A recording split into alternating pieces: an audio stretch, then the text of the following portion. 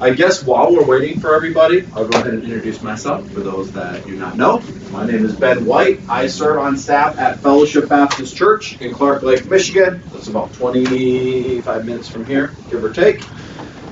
I have been serving at Fellowship for, I think, 18 years now. 15, 18, something like that, 17 years. I can't remember exactly, to be honest with you. It's been a while.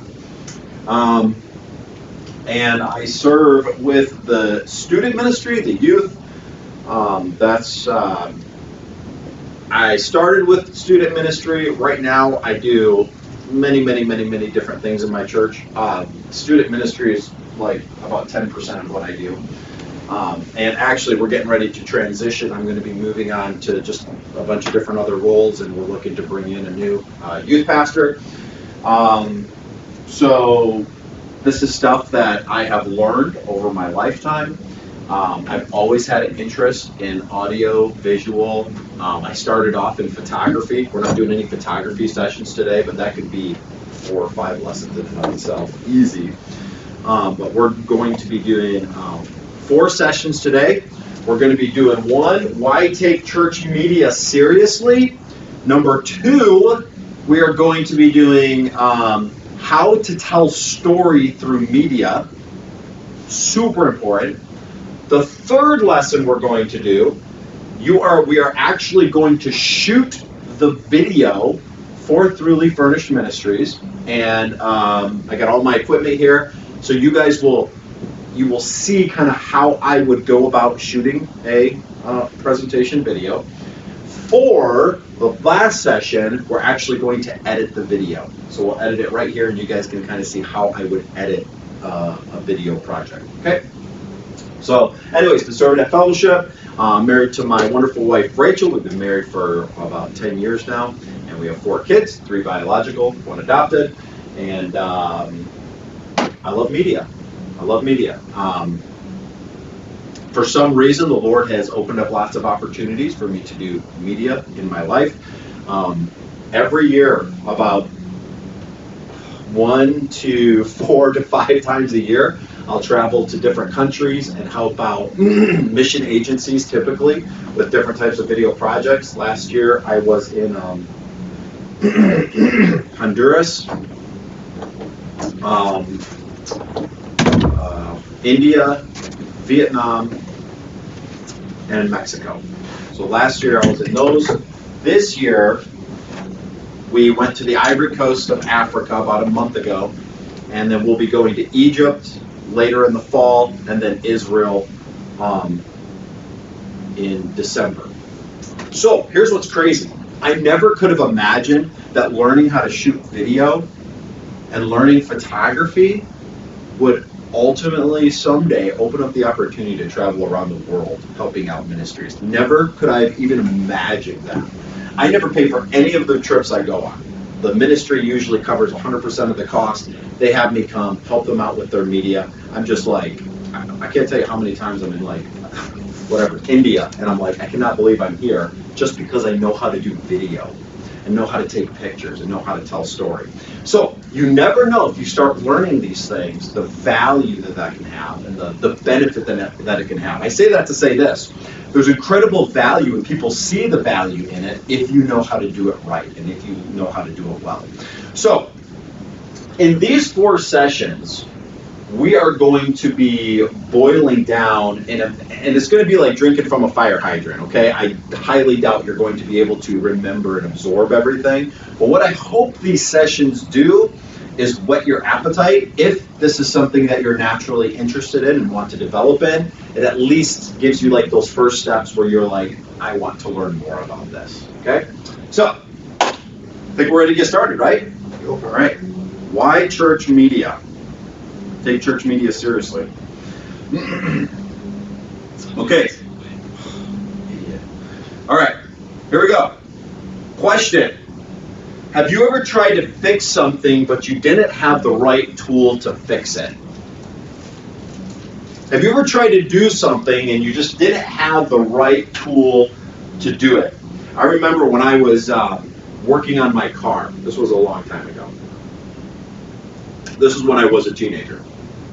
and there was something wrong in my, I don't know a lot about vehicles. So my tire, it was like, something in there. So I take it apart. Back in this time, you had to have what's called a Haynes manual. Haynes manuals were the YouTube of how to fix your car, except on paper. You actually had to flip through a manual, and they would give you like diagrams and show you how to take stuff apart, and you actually had to like look through paper to do it. So this was before the days of YouTube, where you could just look up like how to change this on a 2004 Honda Odyssey. That's great. We have that now. We didn't have that back then. So I'm taking off, take the tire off, take all the stuff off that I could take off. And then there was this last part, I think it was my bearings actually that were out. This last part that I had to take off. And I could not get this part off at all. And I couldn't just get online and look up how to do it. And I'm like, what is wrong? Why can I not get this part off? Eventually, I end up going to and I spent hours on it. Hours. Working on vehicles can be so frustrating because you can go so far and then it's like one bolt or one little thing, and it can take you so long to get that stupid thing off. And it's like, it took forever to change these bearings, not because it took forever to do it, but it was like this one thing that took so long to get done. So I get to I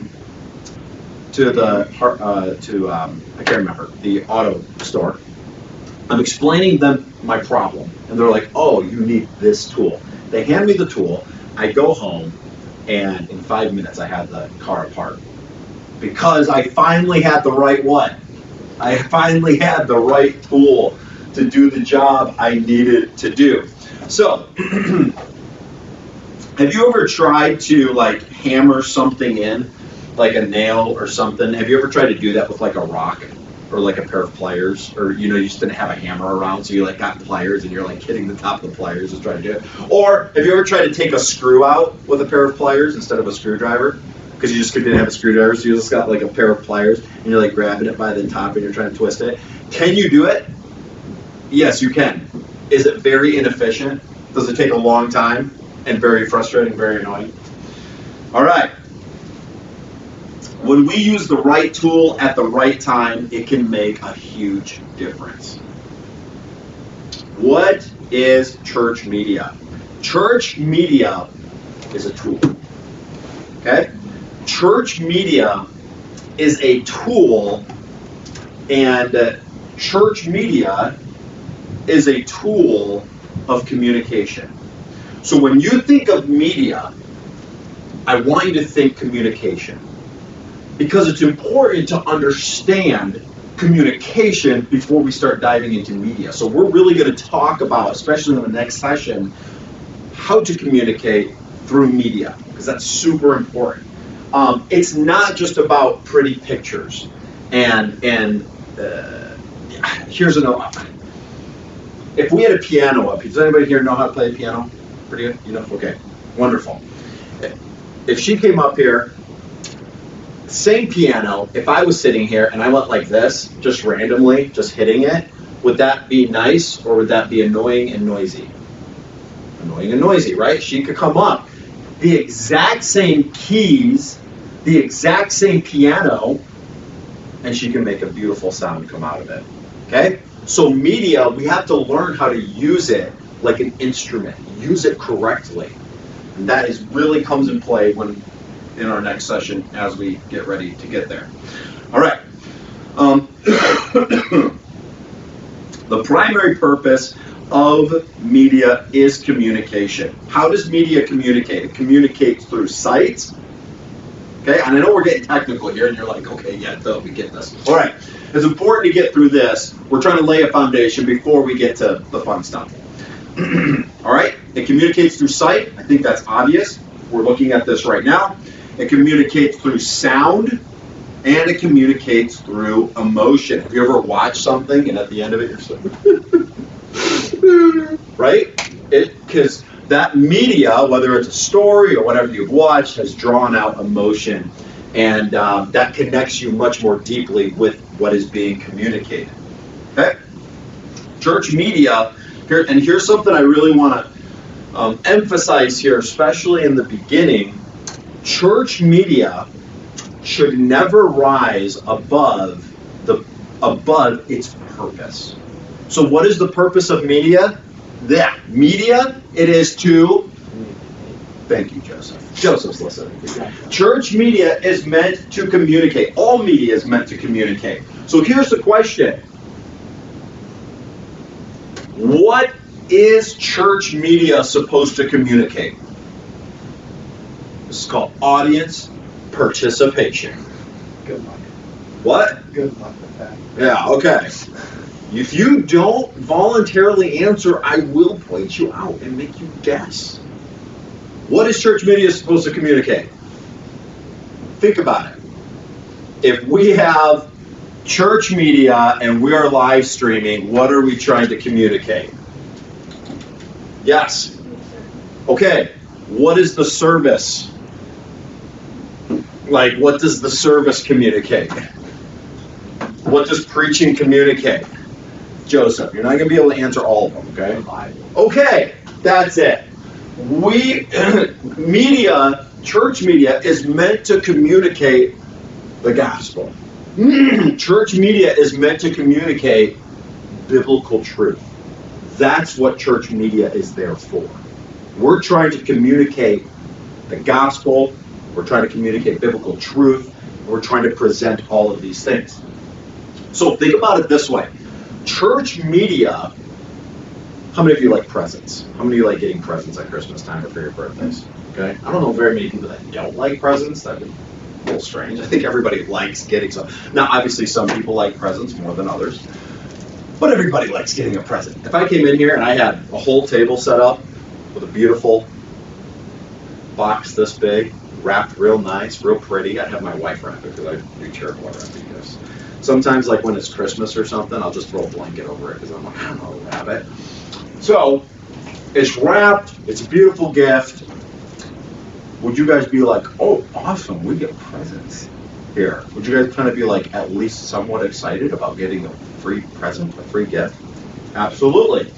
Now, if you were to see all of these presents here, does the wrapping paper,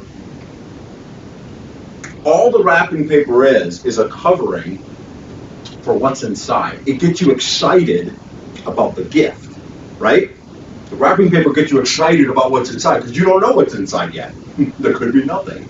It's like, you don't know what's inside. The wrapping paper just gets you excited about what's on the inside. That's what media is, okay? Media is the wrapping paper for the message of the gospel.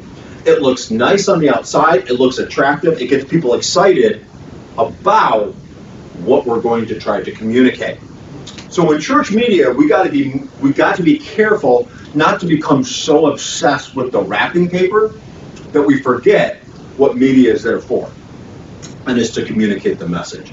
We are here to take what pastor has to say, what the singers have to say. So in our church right now, we just got done having all of our ministry meetings, and one of our ministry meetings was with our live stream. And one of the things for us that's a big frustration right now, not a big frustration, but something we really need to improve on, is the audio from our music ministry. It can sound phenomenal in the service, and it sounds horrible on live stream, like horrible. It's just like, you can't even listen to it. It sounds so bad. So it's like actually borderline offensive. It's so bad. It's like, oh. So what we want to do is we want to improve that, because the sound coming through is so bad that the message is lost. The message of the song is lost because people are distracted by how terrible it sounds. Okay? So remember, church media should never be lifted up beyond the message that it is trying to communicate. Now, obviously, independent Baptist churches probably don't struggle with investing too much in media, but there are some churches that do. Like, it's outrageous. They'll spend $150,000 on a projector, and it's like, I think your media for your church is being elevated above the message. It's like you're getting too focused on the media side of things. So remember, Media is always there to support the message, which is the gospel or biblical truth. Okay? Those are the primary purposes of media. This is I heard this in a training session, or I can't actually remember where I heard it, to be honest with you. But this is what they said, and they weren't talking about church media here, but I think it applies. This is what he said. I think he was actually talking about the children's ministry in this training session. But this is what he said. He said the message of the gospel is offensive. Okay? The message of the gospel is offensive. When people visit the church, when they're watching your services online, when they're watching maybe a video you guys put out, when you tell someone you're a wicked, rotten sinner and you're going to go to hell, that's offensive. How dare you? Okay? The gospel is offensive. The preaching of God's word is offensive because you're telling people they're sinners and they need to change their life, or bad things are going to come. So God's word, by its very nature, is offensive. Okay? There's nothing we can do about that. We are required to preach God's word. We are required to share the gospel. So, God's word, the gospel, is offensive to a lost and dying world. And this is what he said, but nothing else should be. So we can't change the gospel. We can't change God's word. We're here to communicate that. So that is offensive, but we don't want anything else we do to be offensive. We don't want when someone visits our church, they're offended by how rude we are. Does that make sense? We don't want somebody, when they put their kids into children's ministry, offended by how dirty the children's classroom is, or how they go to take their children to the classroom and there's no teacher in there. Okay, if you were visiting a church and you went to, you guys don't have kids, but if you went to a class and there was no teacher there or anything, and you were just standing there I have no idea what to do, is that kind of offensive? What in the world? These people don't have it together. Okay? We don't want media to be offensive. We want, that's one of the reasons we're trying to fix that audio situation with our singing, because honestly, it's borderline offensive. It's so bad, which means nobody's going to listen to it because it sounds so terrible, and they're distracted by that. The gospel is offensive. Nothing else we do in church should be.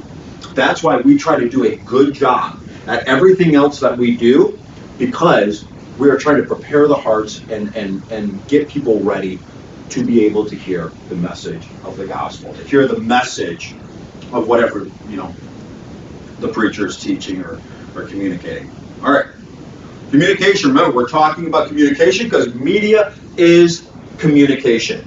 So communication is so important when you talk about media, because it really is. Without understanding communication, then media doesn't matter. It doesn't make any sense.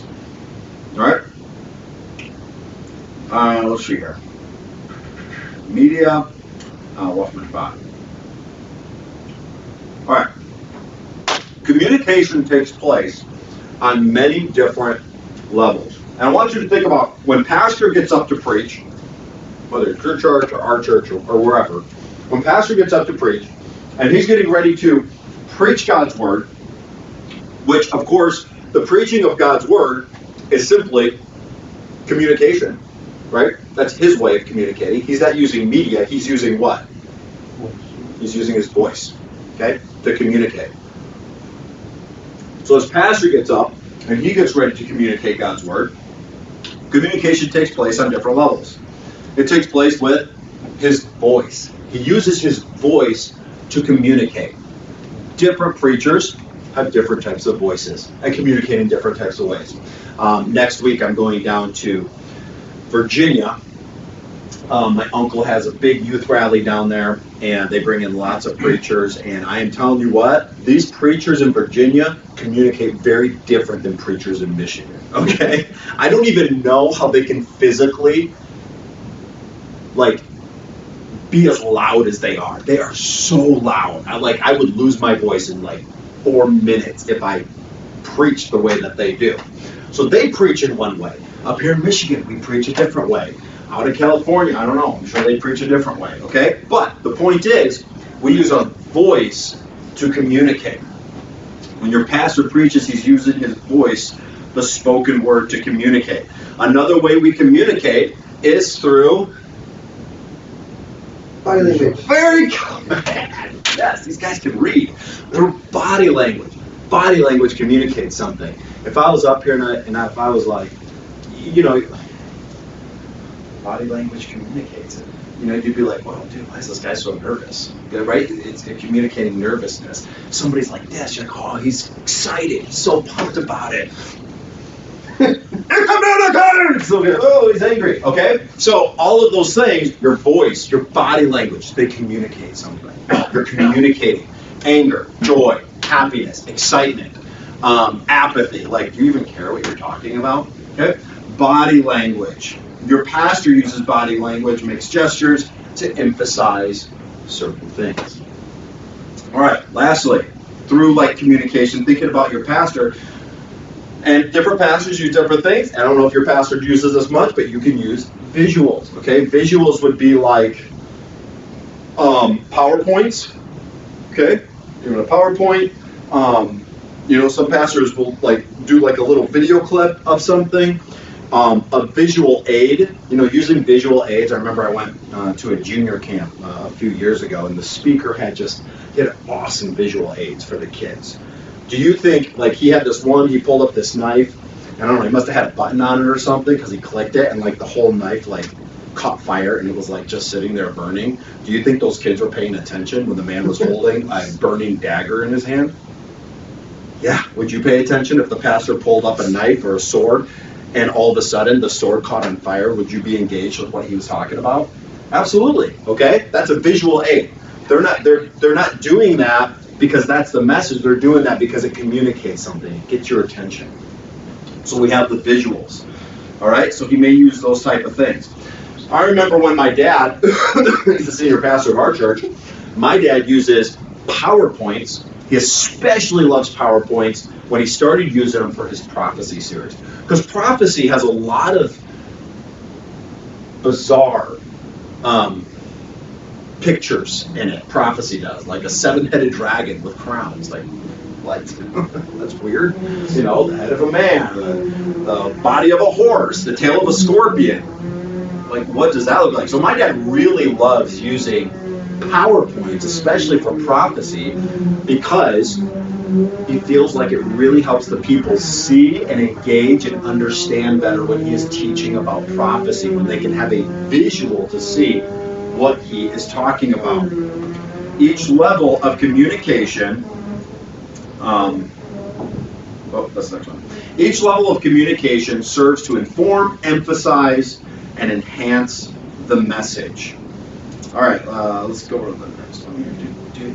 Go blurry, get past those. There we go. Our pastor uses flannel graph. What's that? Our pastor uses flannel graph. That's actually a great illustration. We've been doing it for years, right? Flannel graph, that's exactly what it is. Flannel graph quite literally is a visual aid. Obviously, we would do digital now instead of flannel graphs. But that's exactly what oh no, we're still doing flannel graphs. Okay, that's great. There are projectors and computers. Okay, anyways. All right. Media connects with people in a language that is understandable and familiar. Okay? When you communicate with people, you want to speak their language. Recently, we were in the Ivory Coast. That was just a couple months ago, maybe a month and a half. I actually can't quite remember. And in the Ivory Coast of West Africa, wow, trivia quiz. Who knows what language they speak? I would have never guessed it before I went there. Anybody? Afrikaans. Nope.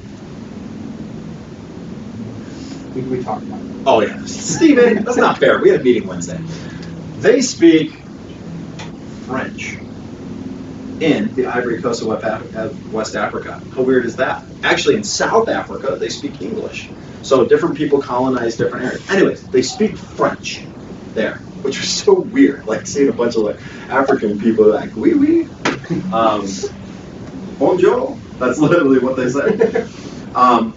And so when I was there, I do not know French. Okay, I wish I did. It's actually a really cool language. Actually, French is one of those languages that you don't hear a lot in America. It's not. I've never been wow, it'd be so beneficial in the U.S. to know French. Now, I have felt that way about Spanish, but We just don't speak it much here, obviously, in very many places. But when I was there, in West Africa, they spoke French. I had no idea what they were saying because they were using a language that I wasn't familiar with. Could I learn French? I could. It'd be a lot of work, it'd be time. But you know what's so much easier and so much better? Is when I'm there, and when you hear somebody that's speaking English, you're just like, I love you. I can talk to you. Can you please help me? This is like, you just wanted to hear somebody that spoke English. We need to spend time learning the language of media because we live in a media-saturated world. I guarantee you, most of you, in some way, shape, or form, interact with media probably on a regular basis. We're interacting with media right now. It is just part of our world that we live in. Whether good, whether bad, it just is what it is. I remember when email first started coming. I know this sounds bizarre and crazy. You might think of email right now as like old people use email. Well, when I was younger, I remember it coming out and people preaching against email and the dangers of email. I am not even kidding you. That is 100% happening. Like, email, you know, like all these things can happen. Nobody knows what you're talking about and like all these dangers about it. Is email evil or good? It is neither one or the other. It's how you use it. Can it be used for evil? Yes. Can it be used for good? Yes. I use email every single day. Almost most older people do. And you will someday as well. It's actually nowadays, email is considered a more professional way of communicating with people versus some type of social media platform. So it's not that email is neither good or bad. It just is what it is. It depends on how you use it. Media is neither good nor bad. It depends on how you use it. Is there bad media out there? Are there bad movies? Are there bad TV shows? Is there bad music? Is there bad images? Yes. Are there good images? Are there good TV shows and movies and music? Are all those? Is there a good side to it? Absolutely. So just because Satan is using something for evil doesn't mean we shouldn't try to use it for good and right and use it appropriately, which is why we started off understanding the purpose of it, which is to communicate the gospel, communicate the message. It is a tool of communication, all right? And we want to speak in a language that is understandable. Our culture collectively communicate, the collective communication style of our culture, and I'm talking about the world, okay? I've traveled to a lot of countries. Probably 25 to 30 countries I've been to. Guess what every country has in common? They all have cell phones. Every country. We were literally in the jungles of West Africa, and they have cell phones out there.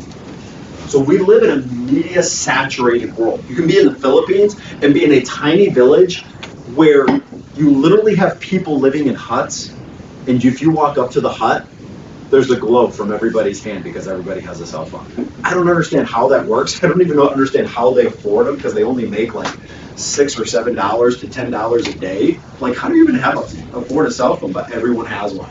Media is a global means of communication.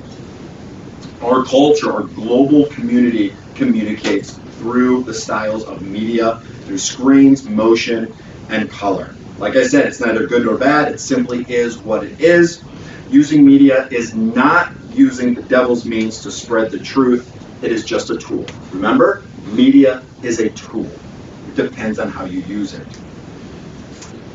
It's using something that is, this is relevant to this day and age.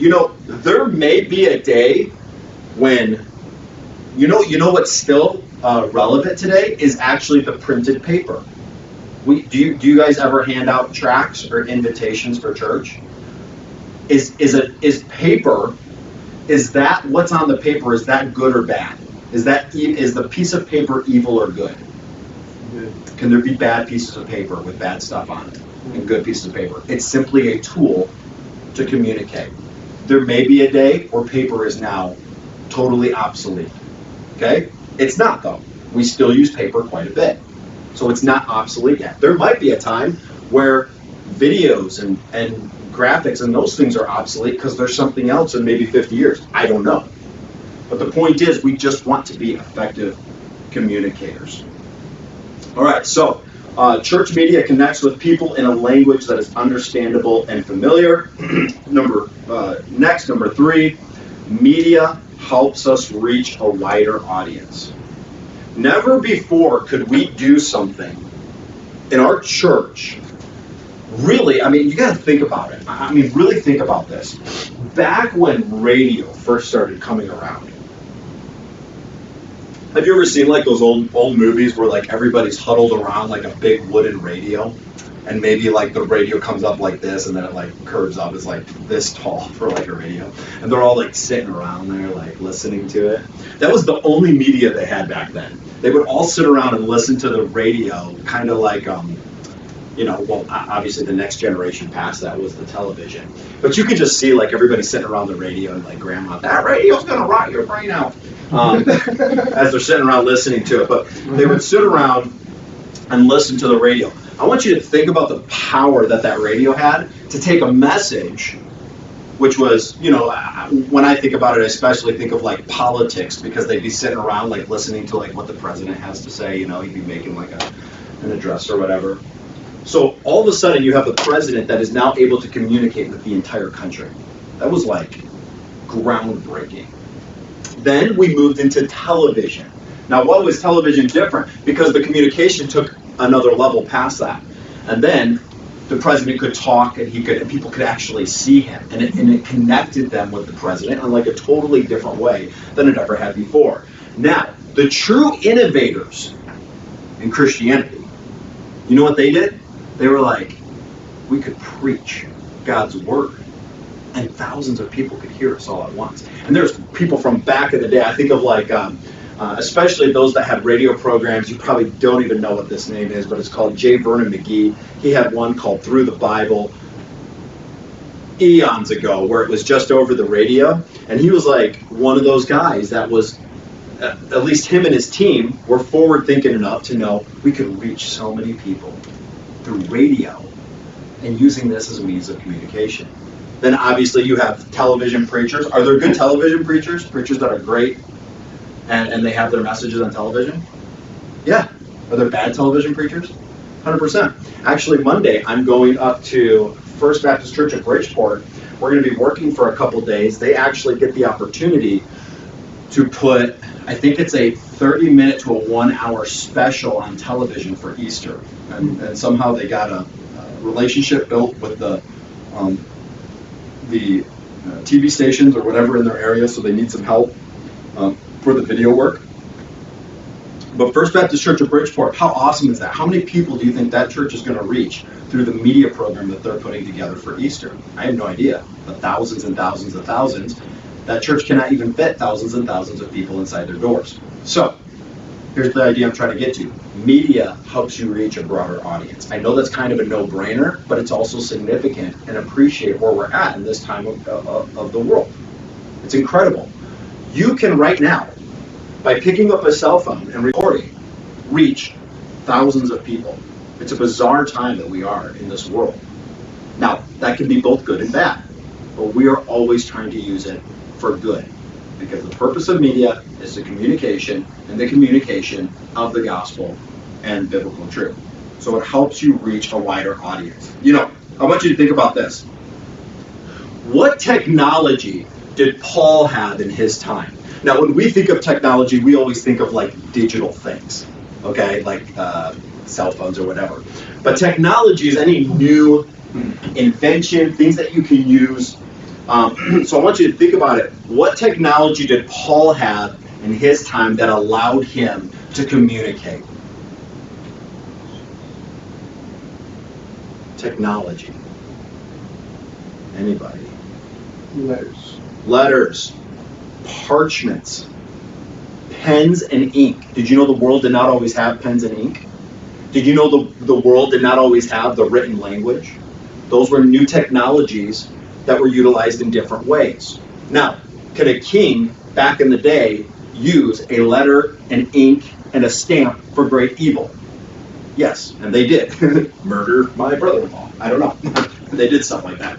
Okay? Paul used the technology he had, which was ink, quill, parchment.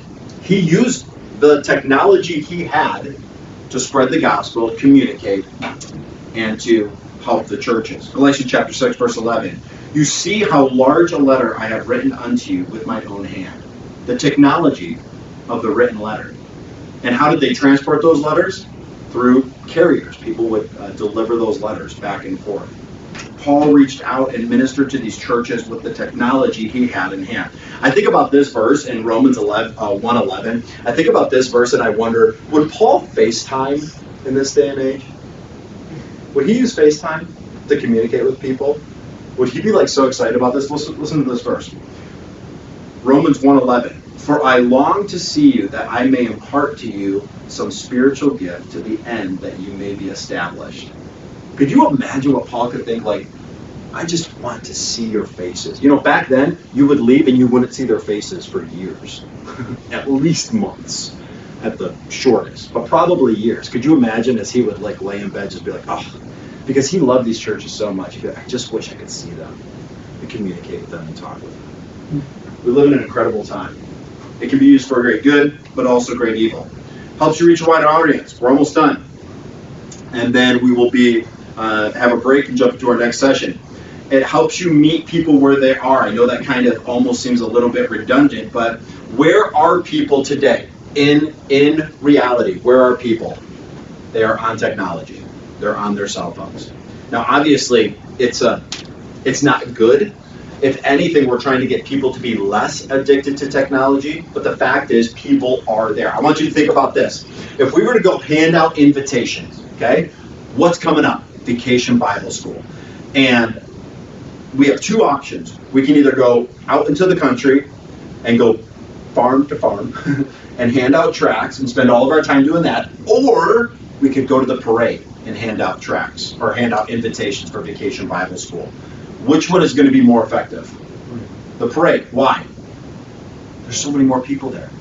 And we're just going to, instead of spending all of our time to reach a few, we'll be able to reach maybe even thousands and pass out thousands of invitations in one afternoon in a short amount of time. Whereas if we went out into the country, it would take us a much longer amount of time. So you're meeting people where they are. This is just where people are at today. People are online. It just is the reality of what it is, okay? Remember, and I want to emphasize this, media is simply a tool. We cannot become so enamored with media that we forget what media is there for. It is to communicate the gospel. It is to communicate a message, all right? All right, let's take a break. And before we end, we'll do this at the end. Does anybody have any questions? So right now we're talking about what the purpose is of media, and I kind of felt like this was important. Next we'll talk about how to tell story through media before we get into the practical, but any questions at all when it comes to media?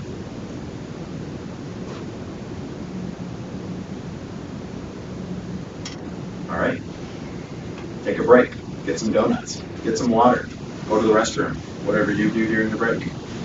And then we will come back for our second session. Don't smoke a cigarette. Don't smoke a cigarette. That's the next break, right? Break number 4. I'm sure. I think it's shrunken in. Using story to communicate. No, nobody wants donuts in a box. All right. Session Dose. 2. Wow, you guys know Chinese. I love it. Just kidding. Session 2. Using story to communicate. I love this. Was let me get my notes first. When I learned this principle, when I started learning this teaching, it was absolutely groundbreaking. I remember this was quite a few years ago now. But have any of you ever seen like a mission presentation come in? Maybe it's a Wednesday night, Sunday school. And they're showing their video. Before video, there was these things called, oh man, I forget what they're called. What were they? The clicking button? And it was like, Slides. Yeah. Oh, you're talking about like the thing that. yeah. Oh my word. What was that called? Slide Slide projector? projector. Was it called a slide projector? Yes. It's called that. Yeah. Anyways, so they would sit here and they would click buttons, and anyways, it was just pictures. We have them upstairs. Yeah, so do we. Somebody gave the church one. I'm I'm like, kidding. I literally don't know. I don't even know how we would get the cartridges to go inside of it. I'm like, eBay. thank you so much. We need more stuff to throw away. So, a missionary comes in, he shows his presentation. Have you ever seen a mission presentation? It's short, it's only 5 minutes, but you're just like, because it's boring. It's just not communicating well. It's no fault of the missionary, he's not trained on how to put together an effective presentation like that. You spend this time studying God's Word, which is what he's supposed to do. I remember we're sitting there, and one of the young ladies in our church was doing this. She wanted to do through our church this thing called Operation Christmas Child through a ministry called Samaritan's Purse. Or Christmas Child. It's like the shoe boxes where you pack shoe boxes. Have you guys ever heard of that? You pack shoe boxes full of, a toothbrush, a toy, maybe some socks, maybe some like little deodorant, toothpaste. And then you pack up those boxes, and then they ship them across the world to villages, and then those boxes will end up like they have missionaries that they're connected with. So imagine I'm a missionary in Africa. I get all of these shoe boxes, then it gives me the opportunity to deliver these shoe boxes to the villages for the children. And then obviously as a missionary, that gives me a great connection with these villages that I can now start developing relationships with them, start evangelizing them. So we're getting ready to do this, and they showed a video before we started. And I'm sitting there, and I grew up in the church, okay? I've probably seen thousands of mission presentations. So she shows this mission presentation from Samaritan's Purse. Obviously, this is a multi-million dollar, this is a huge ministry, like thousands and thousands. I mean, they have like they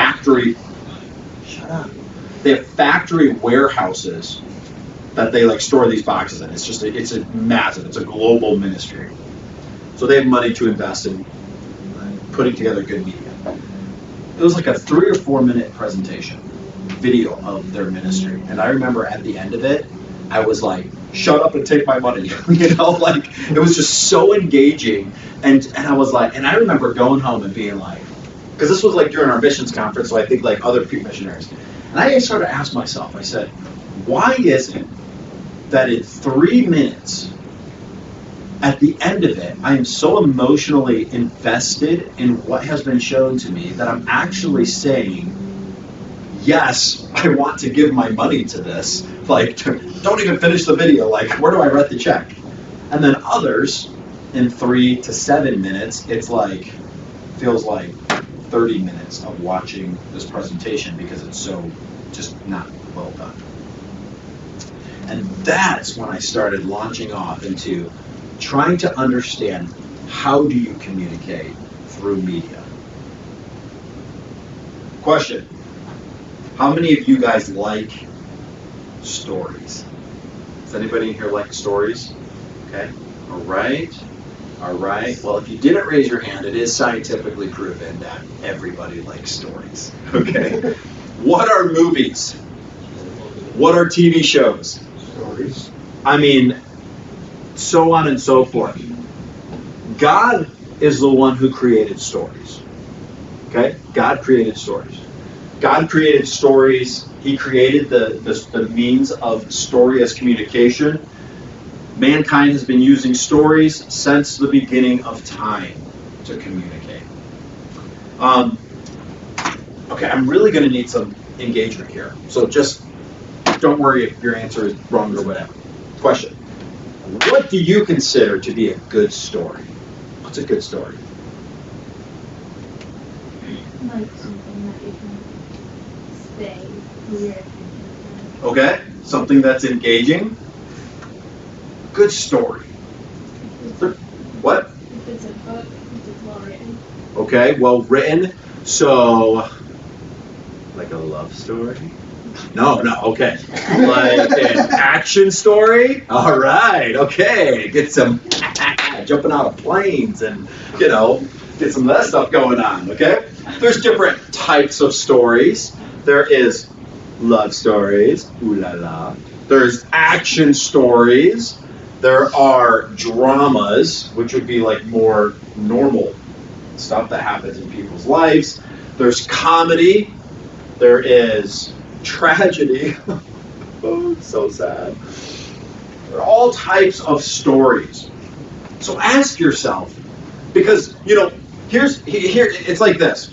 Have you ever seen a movie and then at the end of it, you're like, wow, that was a good movie. Or at the end of it, you're like, that was a dumb movie. You can't really explain why it was, but you just know it was. Does that make sense? You can't be like, well, why was that a dumb movie? I don't know, it was just stupid. Why was that a good movie? I don't know, it was just such a good movie. I loved it. I loved it so much. So what makes a good story? What makes a bad story? Have you ever seen a movie, and I can't remember any off the top of my head, but I know I've seen them, and you get to the end of the movie, or the story, or it doesn't really matter what it is, any type of story, you get to the end of it, and then it ends, and you're like,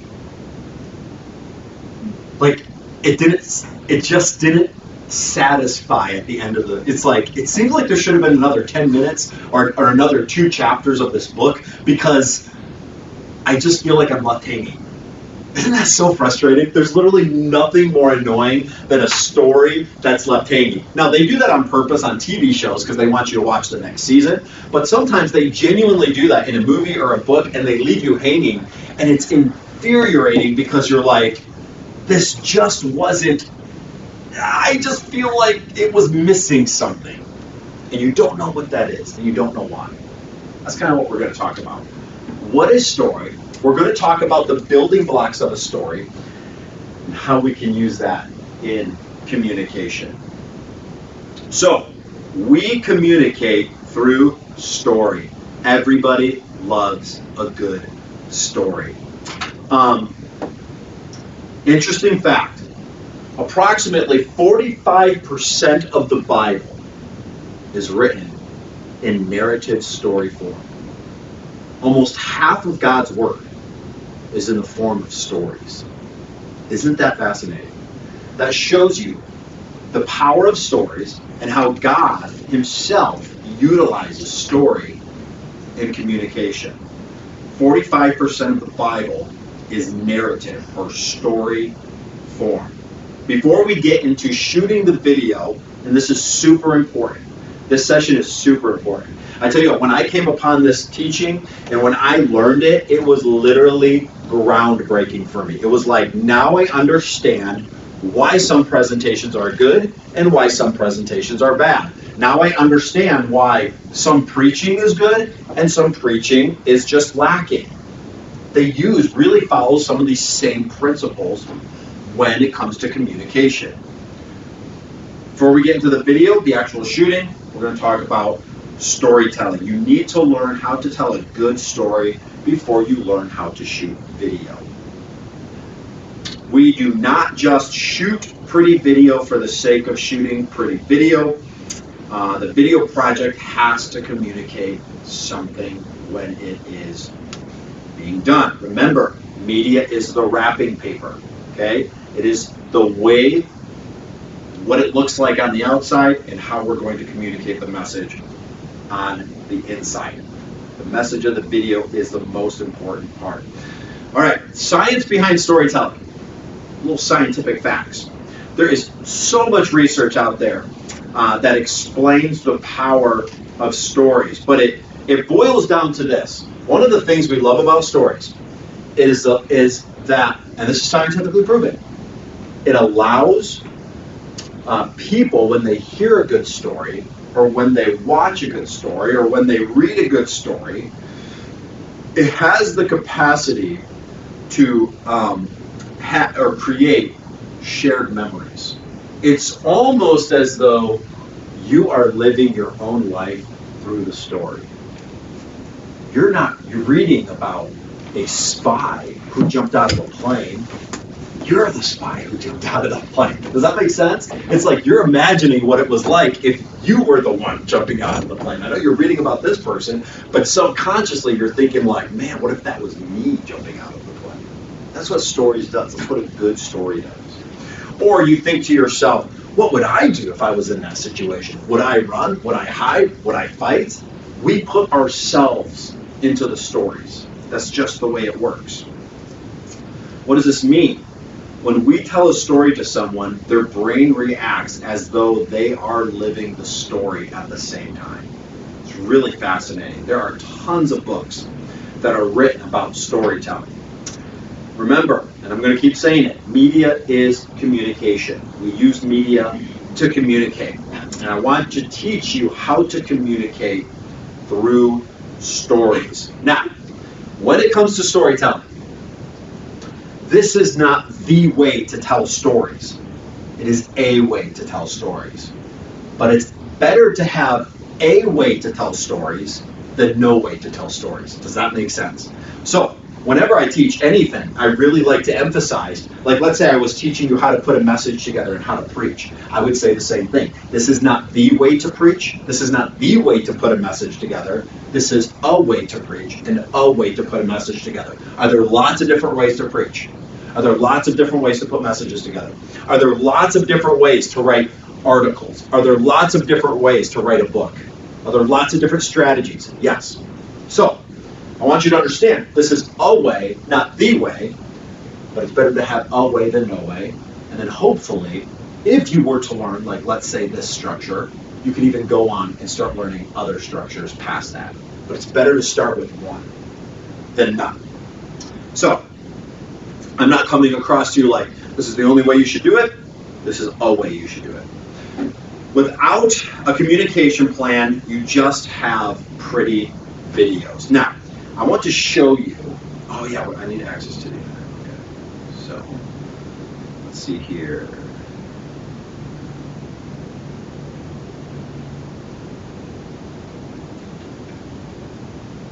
Let's see if it works, fingers crossed.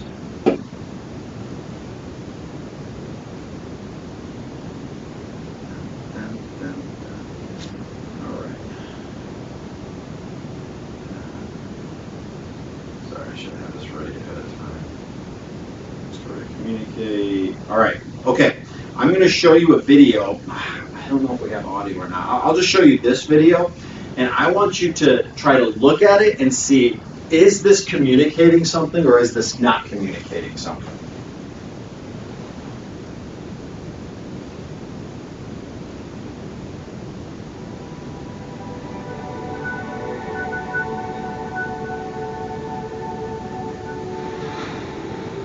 First off, is this like stunning footage? Could you imagine being there? Wow. That is beautiful.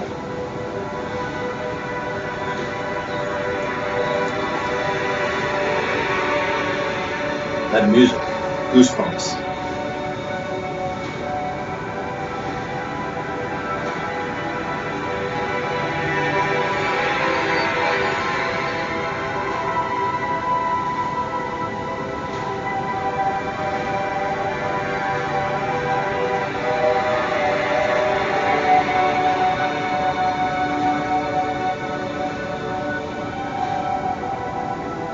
Okay, obviously that goes on for about 3 minutes. So here's a question. What was that communicating? You don't have to answer, just think about it. What was that communicating? It's kind of hard to put your finger on because it really wasn't communicating anything. It was just pretty drone shots.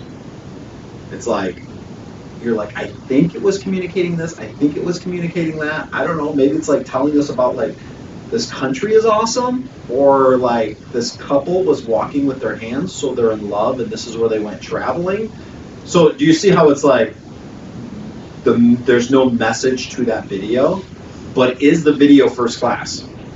100%. Stunning footage. I can't even imagine being able to have the privilege of getting that footage. Beautiful footage, beautiful music, beautiful sound effects. Like you saw it like flying through, it had the sound of seagulls and stuff. That's added in, okay? Because a drone sounds like this. Okay, so they added in that music, they added in sound effects. They did a great job on all of it, but there was no story. So because there was no story, the message fell flat. And it's like, I don't get it. You get done, he's like, I don't even know what this means. So, the story is important. You know, that is really why, this is crazy. So we're going to talk about Hollywood here. Hollywood, you could have a movie that they spend $200 million. I mean, wrap your mind around that, $200 million. They spend $200 million making a movie, and it bombs at the box office because it had all of the graphics, the best cameras, the best everything, but it bombs at the box office because the story was bad. It was a dumb story. The story didn't come through. Then you can have a movie that spends $20 million, so 10% of what the other movie spent, and it makes 10 times as much at the box office. They didn't have the best cameras, they didn't have the best graphics, and they didn't have explosions or anything, but the reason the $20 million movie made $100 million was because it had a better story. So people are going to resonate better with stories than they are with pretty pictures or any of that. The story needs to be king when it comes to communication. Story is so important. All right. Okay, we're going to start jumping into the nitty-gritty. When I was looking for all this, I came upon a teaching, and it was called, somebody recommended it to me, and it was right during the time when I was trying to learn all this stuff, and it was called Building a Story Brand by Donald Miller. And I remember listening. It actually started with just a podcast that this guy came out with. He ended up writing a book about it. But Building a Story Brand by Donald Miller. And this is what he did. He took the principles of story, he broke them down into building blocks that you can then use the building blocks of stories to then communicate, I guess is a way to say it. So we're going to talk through those building blocks of story. Donald Miller, the building blocks of story.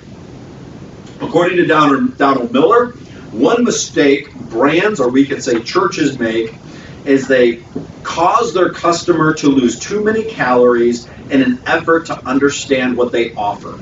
Okay, that video was a perfect example. You were burning energy trying to understand what the drone video was communicating. And I stopped it halfway through, it goes on for 3 minutes, but at the end of it, you still would have been like, I'm not quite sure what the video was about. I know it was beautiful, I just don't know what it was about. So, we don't want people to spend energy trying to understand what we're trying to communicate. In other words, we're trying to tell people, what we are trying to tell people requires a lot of work to become clear and easy and understandable. Here's a perfect case in point. Have you ever listened to preaching and at the end of the message, you're like, I'm not actually sure what that message was. Like, I'm not quite sure what they were even talking about. Also, have you heard a message, preaching, and at the end of it, it's like, there's no question, God has spoken to you about giving more. God has spoken to you about bitterness, whatever it is. Okay? Both preachers are using words, they are using God's word, but what happened is one preacher has structured his message, his presentation, what he is preaching, he has structured it in a way that can be understood. The other did not. Some preachers you can listen to for 45 minutes and the time goes by like that. Some preachers, 25 minutes and it feels like an hour and a half. Okay?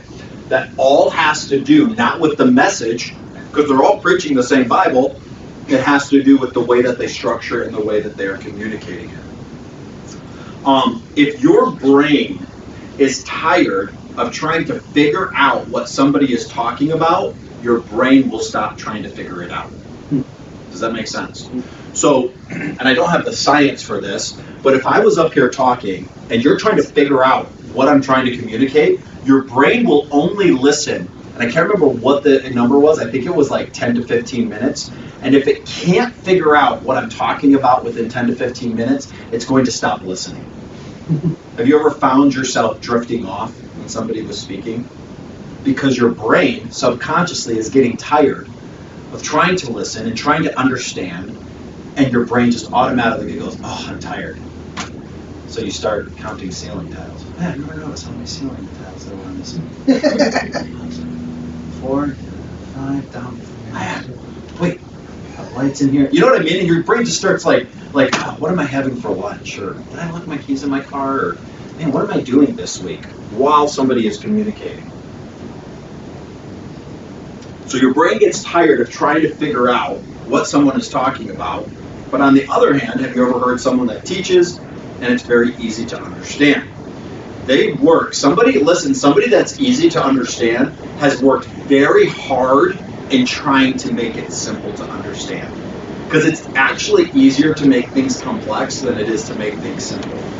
You know, some of the most successful people in the world have the ability to take very complex things and make them sound very simple.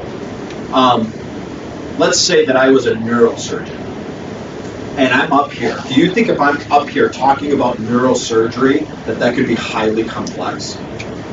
Yeah, because you're quite literally a brain surgeon.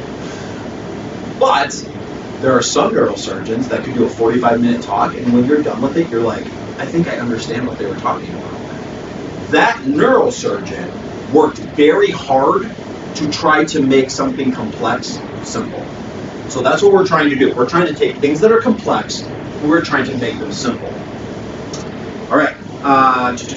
So, story can help do that. Why? Because it makes our communication more predictable and easy for the brain to digest. People are familiar with stories, and people immediately recognize patterns of stories in their mind. And it serves as a tool to fast track their understanding in stories. All right. Donald Miller, and this is why I give all the credit to him. I did not come up with this myself. This is a framework that I now do all of my videos with. So I'm going to share with you this framework. And Donald Miller built a 7-step framework that helps people, whether it's a church or a ministry or whatever you are, even a business, it helps them clarify their message and formulate it to be recognized in an efficient pattern. Okay, I know that was a lot of big words. All right, here is this is what he came up with. I'm going to show you a slightly different one that I've come up with specifically for ministry, and it will help you understand what we are talking about. All right.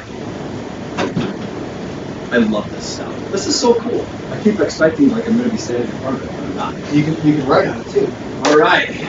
First part of a story, you have to have the character. Oh, there we go. Got it. The character. Okay. The character. This is also known as the hero of the story. Every story has to have a hero. We might not call them the hero, but they are the hero of the story. Has anybody in here seen Finding Nemo?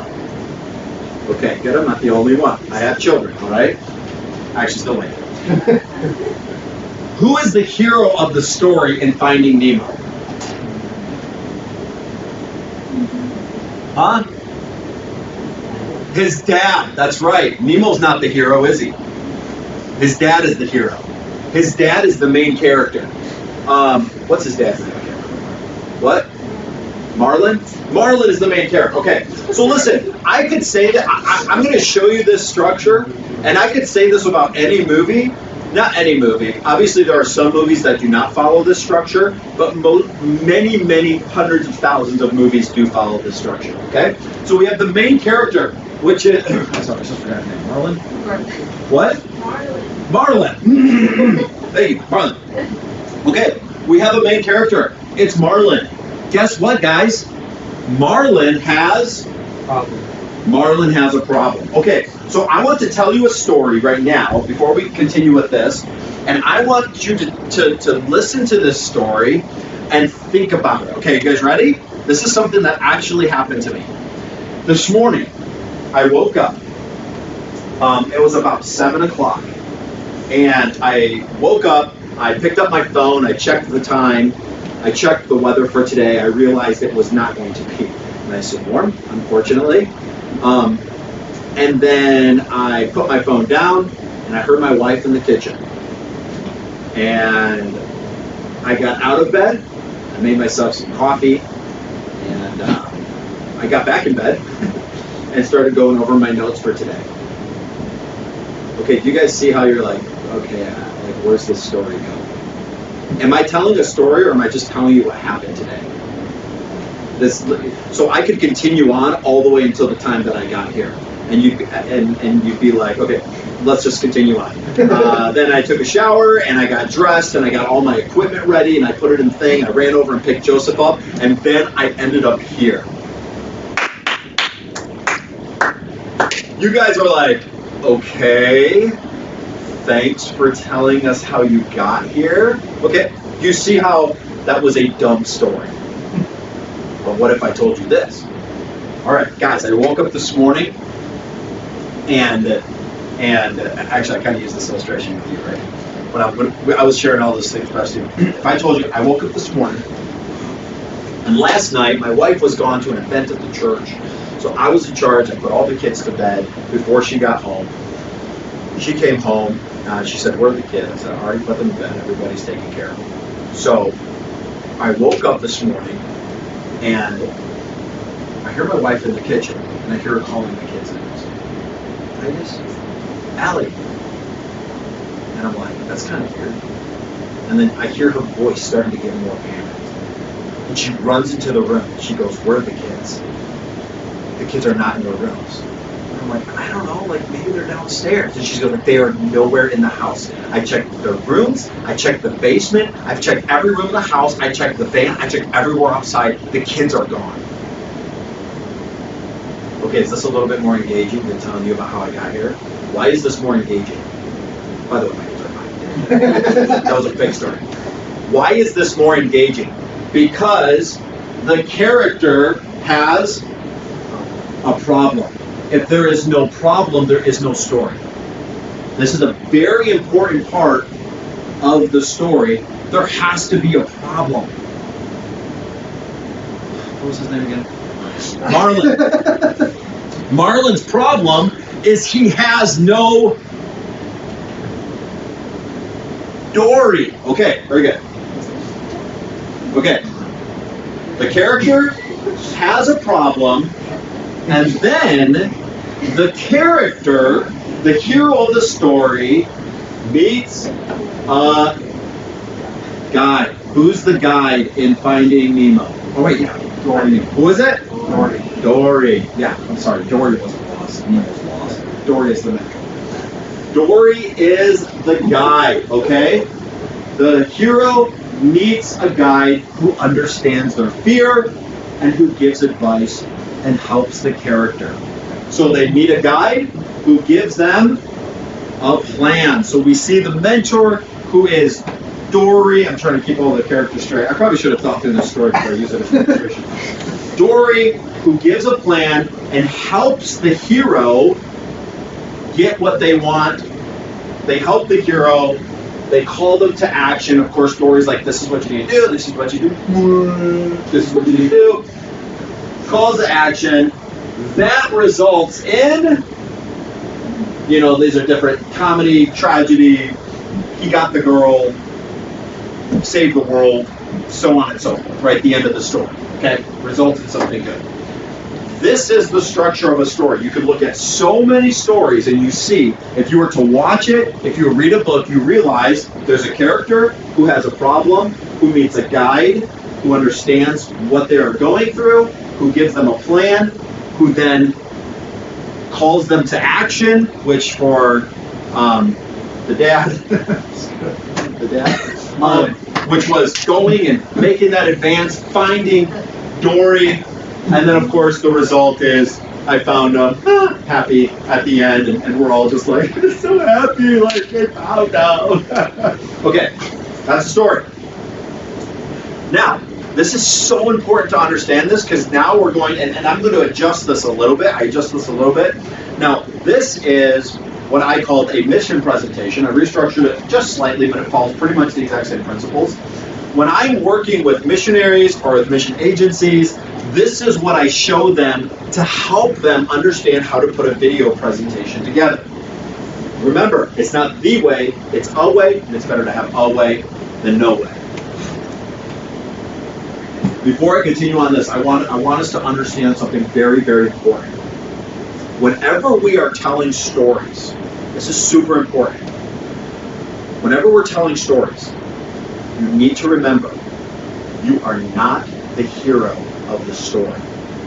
The person that is listening to you is the hero of the story. Okay? If you want to be an effective communicator, you need to understand. See, this is the problem. Most people, when they're telling stories, they're trying to set themselves up as the hero of the story. Okay? A lot of times, and this is one of the biggest mistakes I see missionaries make when they come to present, is they set themselves up as the hero of the story instead of the people that they're going to be the hero of the story. So, for example, like I remember I was talking with one missionary and I saw his mission presentation. And his mission presentation is, "Hi, my name is John Smith. This is my wife. I grew up in such and such a town. I got saved at the age of 7. I da-da-da. I this, I that. I met my wife." And I remember telling him, "John, nobody cares. Literally, no one cares where you grew up. No one cares. Nobody cares that you met your wife. You're here with your wife. Everybody assumes you met your wife and married her. Okay? People don't need to know that. You tell us about your salvation testimony. You're here presenting to go to the mission field. I hope you're saved. You know what I mean? You don't need to tell us that. Nobody cares. Everybody assumes. Everyone is making assumptions when you come in. When you come in the door and you have a woman next to you and 3 children and you're presenting to go to Zimbabwe, everybody assumes you're saved because you're going to be a missionary. Everybody assumes that woman is your wife. And everybody assumes those are your children. You don't need to tell people that. Does that make sense? You're giving unnecessary. And what happens is when missionaries, they're like, I'm this, I'm that, you know, this is what God did. And they make the whole presentation about themselves. But I'm going to be honest with you, people don't care about you. This is a harsh reality. That's a good if you're going to communicate. People don't care about you. People care about themselves. We're going to use Nike as an illustration. Okay?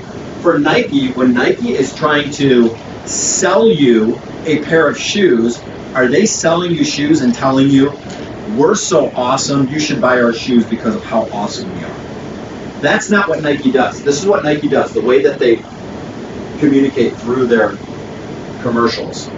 They show the shoes, and then they show the player, and he's going, and he jumps up with a basketball, and he dunks it. You know what Nike is telling you?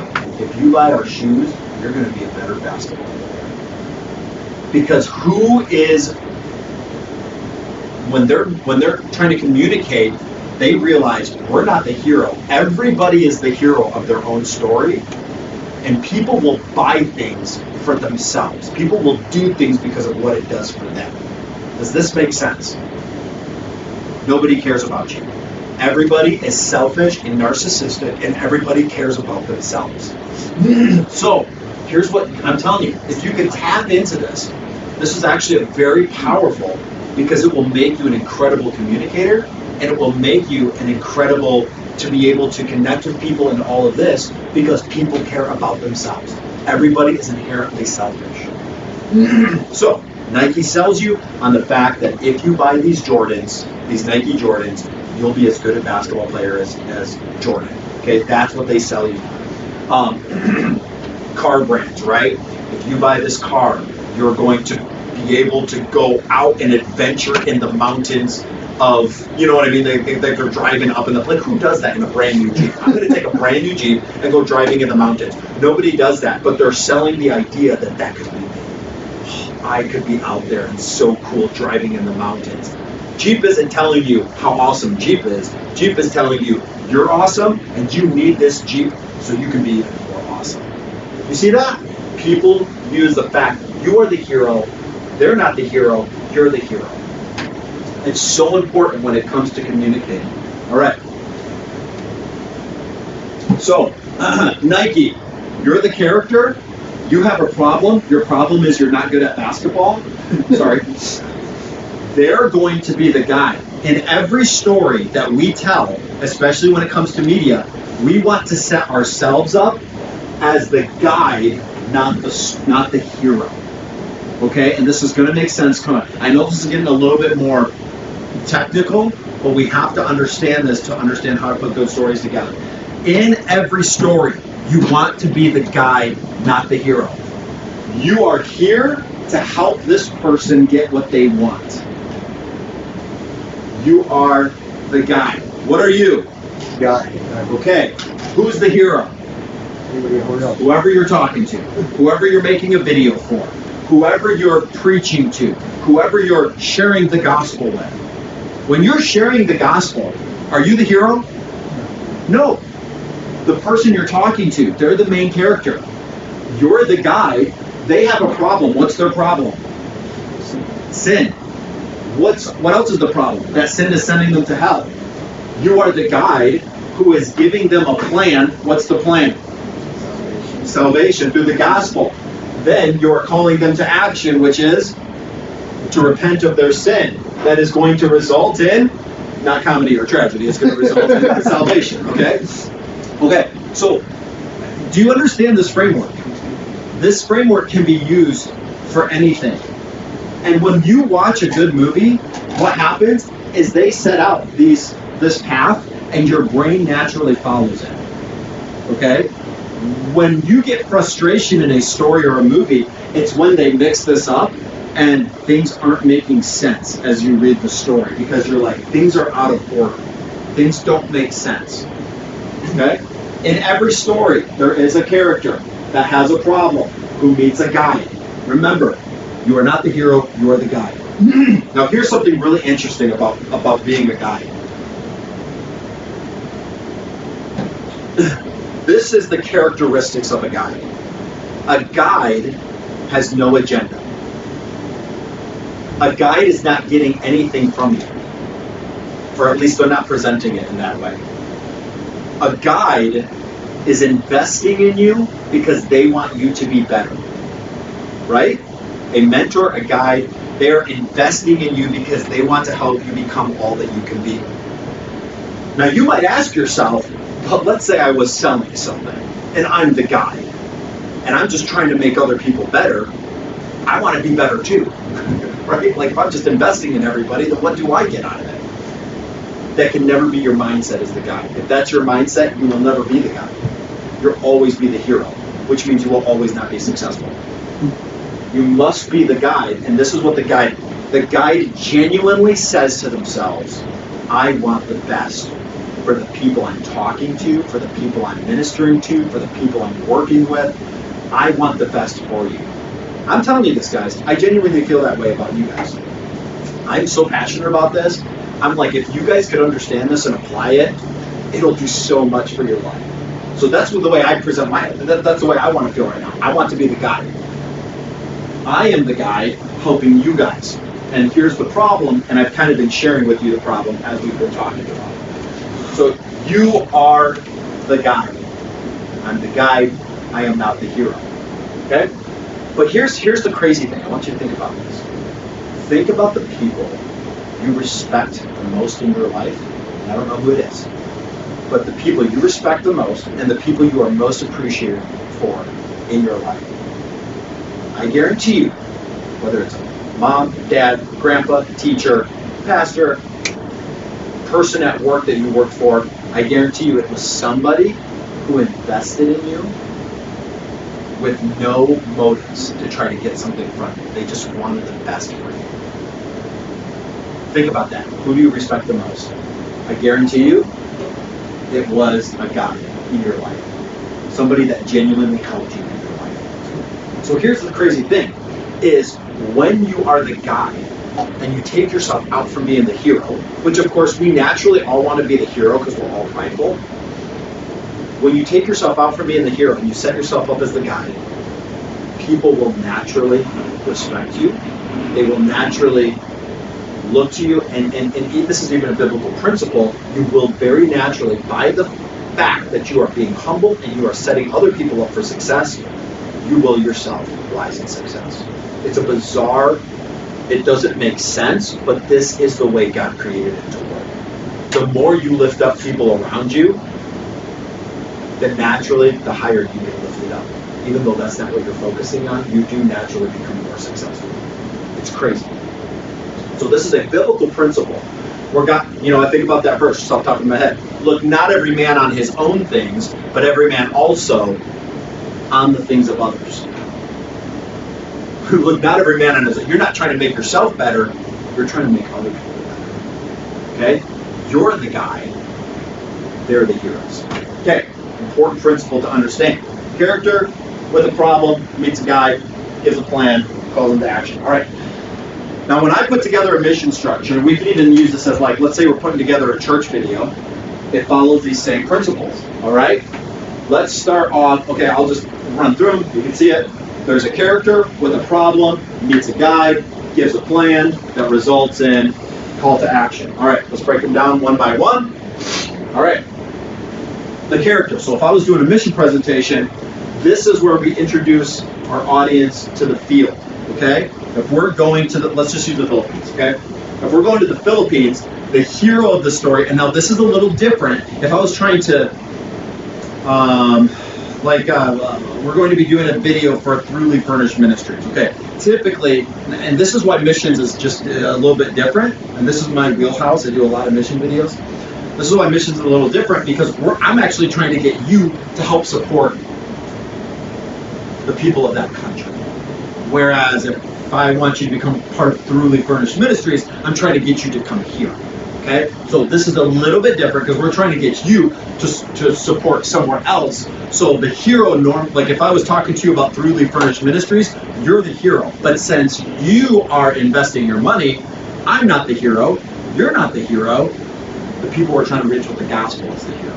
Okay? So it does function slightly differently. So, the character. Introduce your audience to your field. So we're going to the Philippines.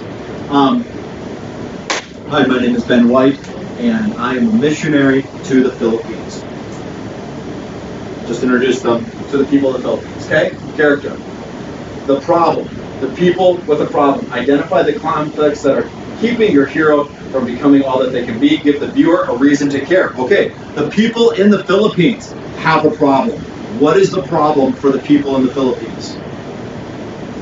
What? Okay, they don't have Bibles. Maybe that's one of the problems. Okay, they don't have enough preachers for the different villages. Do we have an abundance of preachers in America? We need more, but we have a lot more compared to a lot of countries. Okay, so they need more. They don't have enough Bibles. They need more preachers.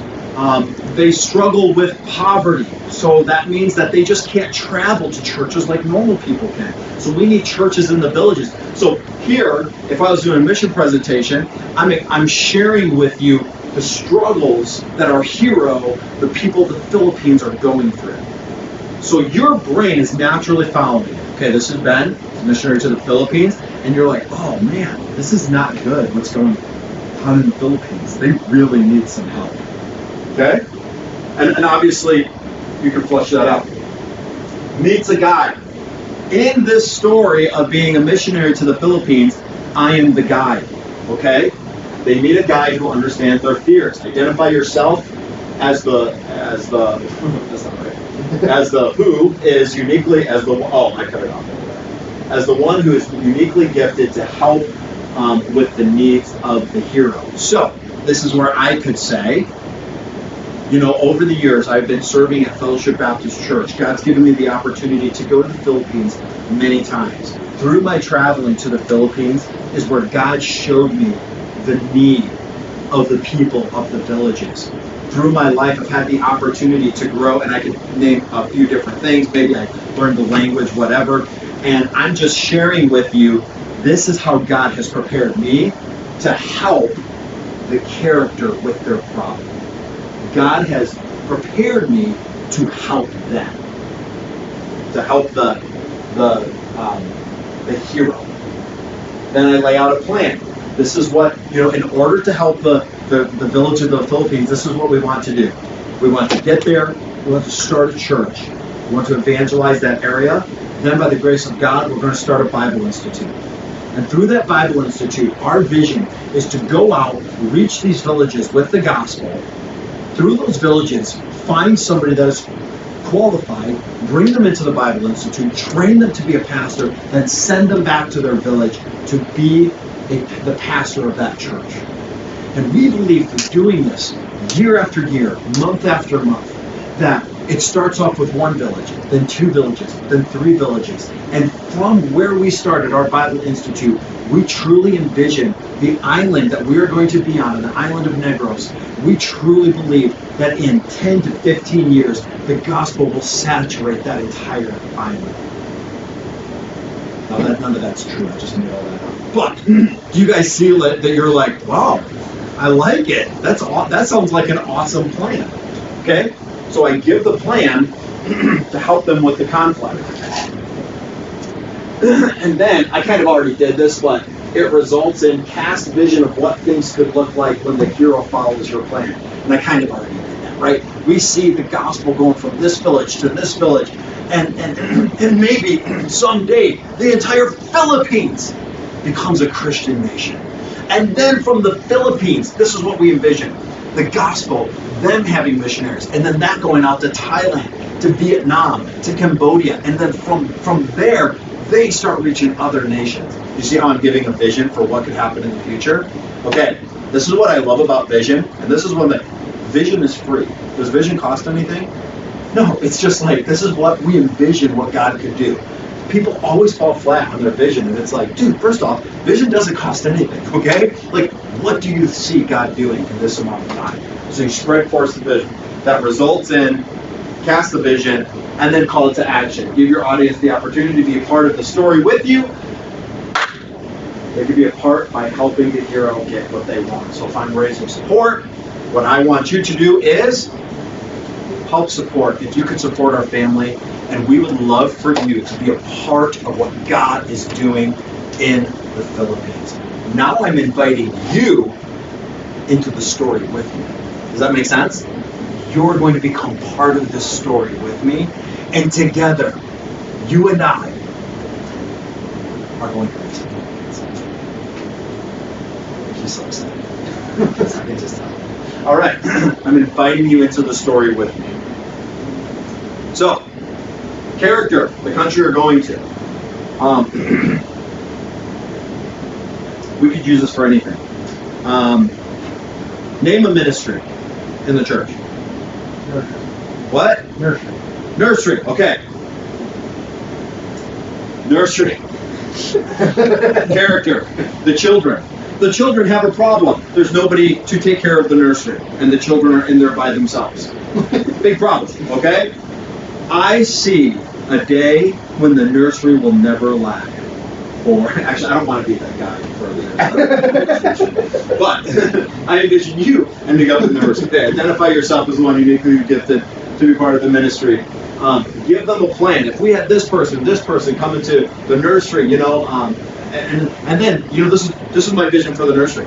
If we really staff our nursery well, if we truly get everything clean and we have quality toys in there and we have a structure, I'm telling you, this is what's going to happen. A visitor is going to come. They're going to put their child in the nursery.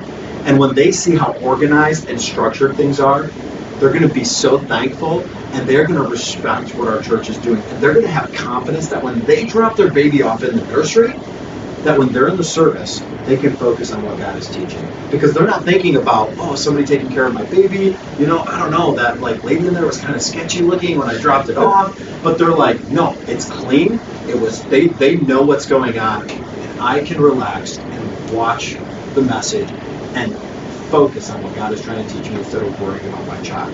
And your serving in the nursery could quite literally affect the soul of someone. You're working in the nursery, you're giving them the confidence to sit in that, could be the opportunity. That could be the difference between them going to heaven or going to hell. Between them, their marriage breaking apart forever, maybe they visited for the first time, and they have been having marriage problems, and this is their last opportunity. But because you took care of the nursery, you did such a good job, they listened to that message, and the message happened to be about marriage. And they both went together and repented and got right because of the nursery. You guys see what's going on there? I took the nursery, you're spreading that vision, the way things could be. Because I'm following the exact same structure. We can use this for anything. Okay? Character with a problem, meets a guy, gives them a plan, that results in call to action. Once again, this is not the only way, this is a way, but it's better to have an A way than no way. And when I sit down to do a video, this is what I run through. I sat down with Stephen this Wednesday. We worked through this exact same thing to come up with the Throughly Furnished Ministry script that we're going to be shooting next. Okay? We can use this for anything. It's such a powerful tool, and this will help you communicate. It's good to have building blocks. So every time you go to shoot a video, you're not trying to come up with something all over again. Does that make sense? When you go into it, you know what you're doing. I do the same thing when I'm putting messages together. I have a structure that I've created for putting messages together. So when I go in, I have opening statement, I have where I bring the application, or I bring the problem to the people, then I have this is what God's Word has to say about it, this is what it means for us, closing. I do that every single message. So when I go down to sit down to study a message, I've saved myself a lot of time through having a structure already in place, and I just do it over and over and over again. If that makes sense. All right, so this is story. We cannot have a good video without having a good story. Any questions?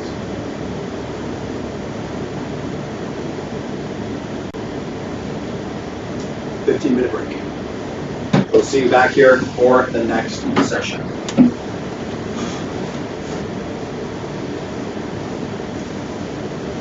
That's just a picture I took in the wall. My backgrounds are pictures that I've taken around the world. Don't think like I'm a Buddhist. Oh, he's a Buddhist. All right.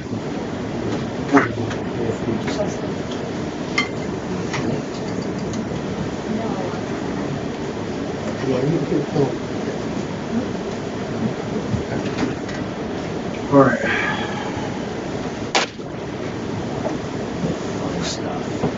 Now, who looks the best? I'll go get some more. I'll go get some more people. What? I'll go get some more people. So this is what we're going to do. We're going to shoot a video project for Throughly Furnished Ministry. Woo! Steven, just to practice, why don't you read the script for us? Do you have it? Nope. I think I have it on my iPad. Read the script for us, and I want you guys to kind of listen through that same thing we talked about. Let me just pull up the structure so you can look at it while he's reading.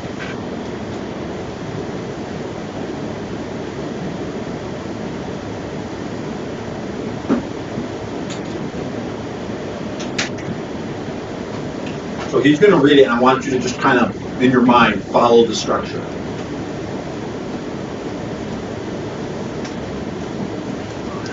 Oh, sorry. Oh, you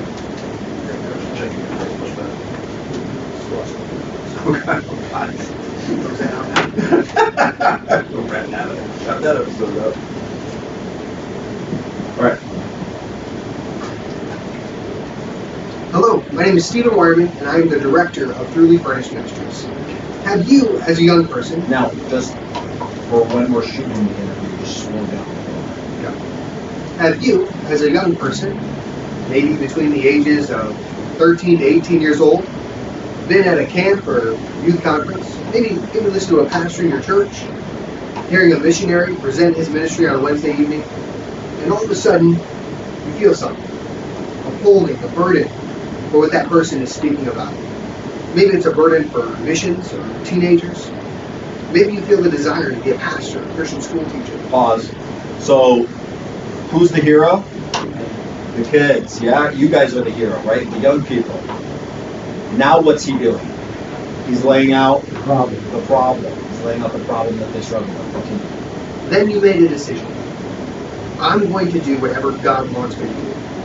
I'm going to be whatever He wants me to be. You're excited. You tell your parents, your pastor, your youth pastor, everyone is so excited for you. But after that excitement, what comes next?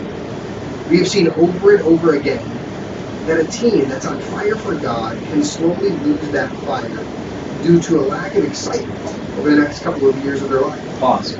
So now, as you're listening to it, even me, it's funny because we put this together, but even me, I'm like, I've seen that happen in my own life. Does that make sense? So like, you are putting yourself in as the young person of the story. There have been so many teens that surrender to the Lord to serve Him. And then 10 years later, they're not even in church anymore. The church as a whole is struggling to have laborers. Jesus said in Matthew, the harvest truly is plenteous, but the laborers are few. This is why Throughly Furnished Ministries is here. We want to help bridge the Pause. gap. So now what's he doing with Throughly Furnished Ministries? He's setting himself up as the guy to fix the problem that you guys have. We want to help bridge the gap in your life, from surrendering to the Lord to moving into whatever God has in store for you. Throughly Furnished Ministries is a Bible institute that is specifically created for teenagers like yourself. It's a 3-year program that will help you become a well-rounded Christian that will be of great value to our Lord and Savior in regard to the furtherance of the gospel. We do this by using our 3 pillars in Throughly Furnished Ministries. The first pillar is biblical studies. Our biblical studies courses range anywhere from the biblical family to Baptist assemblies. We have created a curriculum to try to explain doctrines in a way that anyone can understand and apply to their life. If I were to throw out the term all regenerate membership, would you know what that means? Would you know that if it's a doctrine that you believe? Here at TFM, we help answer those questions. The second pillar that we use is ministry participation. Okay, real quick, what's he doing right now? He's what? He's laying out the plan. Okay. Each student is required to serve in various ministries of the local church. Anywhere from sound, video, greeting, nursery, teaching, usher, cleaning, maintenance, decoration, the list goes on and on. Our goal is for you to understand what it takes for a church to run and to give you a taste of how to do it. Our last pillar is practical skills. Practical skills is exactly what it sounds like. We want to equip you with things that you can use on a practical level, especially if God calls you into full-time Christian service of some kind. Think about how beneficial it would be to know how to change your oil in your car if you were a missionary on a foreign field. What about having the ability to build a wall and run some electrical lines for a new church building in order to save the church some money? These are just a few of the things that we teach in our practical skills classes.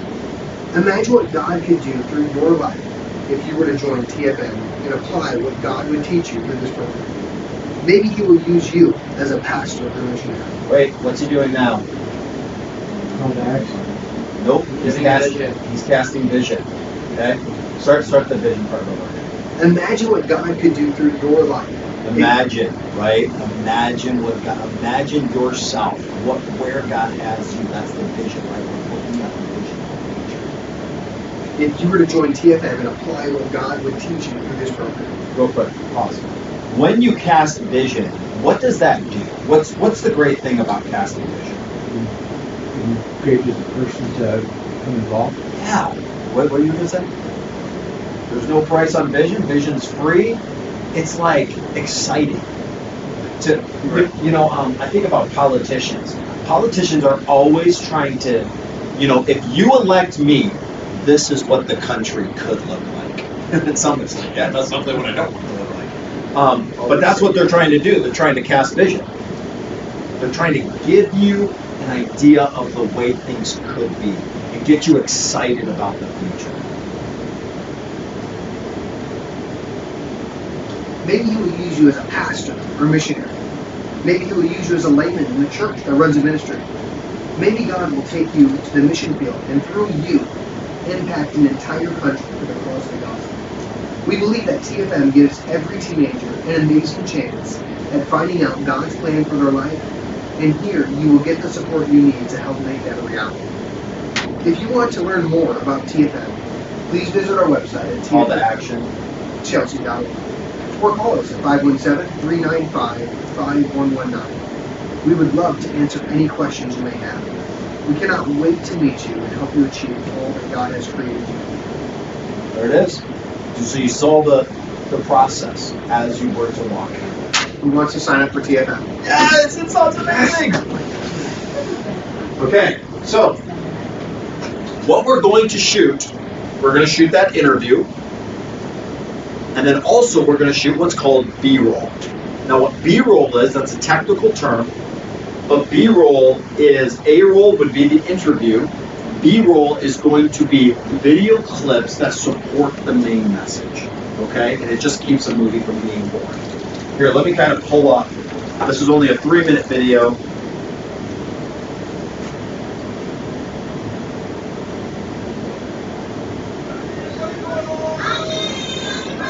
Okay, this is the one we just did in Africa.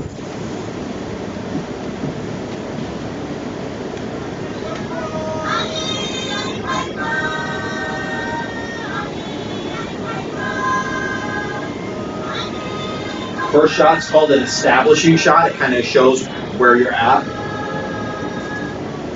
Hello, my name is Tim Carter, and I'm the Director of Operations for Core Mission. Do you all hear that? I'm currently here in the Ivory Coast of West Africa. Over the past week, we've been traveling out into the jungle to visit some of the pastors in their churches. The Ivory Coast has a population of over 28 million people, and roughly 50% of the population resides in these small villages and communities all over the entire country. If we're going to reach So that's B-roll. B-roll is like showing you what the person is talking about. the Ivory Coast with the gospel, we must go beyond the cities and into the remote villages. Most of the people in these remote villages, including the pastors, live off the land. When visiting with these pastors, we found them struggling to feed their own families, struggling to grow their churches, and reach the villages with the gospel. So we introduced you to the hero. We're talking about the problem. The problems that they have is they literally can't feed their families. Reaching these remote areas, they need help, they need support. Even though they are working very hard and we can see that God is blessing their efforts, the people have no place to assemble and meet as a congregation.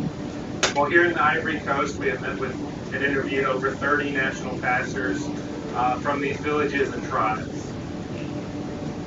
So B-roll just helps tell more of the story, helps you get a more grasp on what's going on. I'm excited to announce that Core Missions is partnering with these men to help them bring the gospel to these remote areas. Core Missions, they're the mentor. They're partnering with these guys to help them reach their country, to reach their villages with the gospel. We believe we can help these pastors reach their people and develop self-sustaining local churches in villages where there is no other gospel witnesses. Villages where the only hope rests in the local witch doctors or the Muslim faith that is rapidly spreading throughout the African nation. For a 3-year commitment of around $200 a month, Now he's giving a plan. How are we going to solve this problem? you can not only help provide for these pastors' physical needs, but you can also assist them in building their local church. This will be instrumental in reaching their village and the surrounding villages with the gospel while providing long-term financial independence of their local church. Reaching the country of the Ivory Coast starts with reaching one village with the gospel of Vision casting. Jesus, and then another, and then another, and another. If we can support the gospel ministry of these local churches, I believe that one day the flame of the gospel will grow into a fire that will sweep across the entire country. Would you consider partnering with the national pastor Call to action. in the Ivory Coast? If you would like to support one or more of these national pastors, you could visit our website at coremissions.org We look forward to seeing what God is going to do with you as you partner with one of these national pastors to reach the Ivory Coast with the gospel.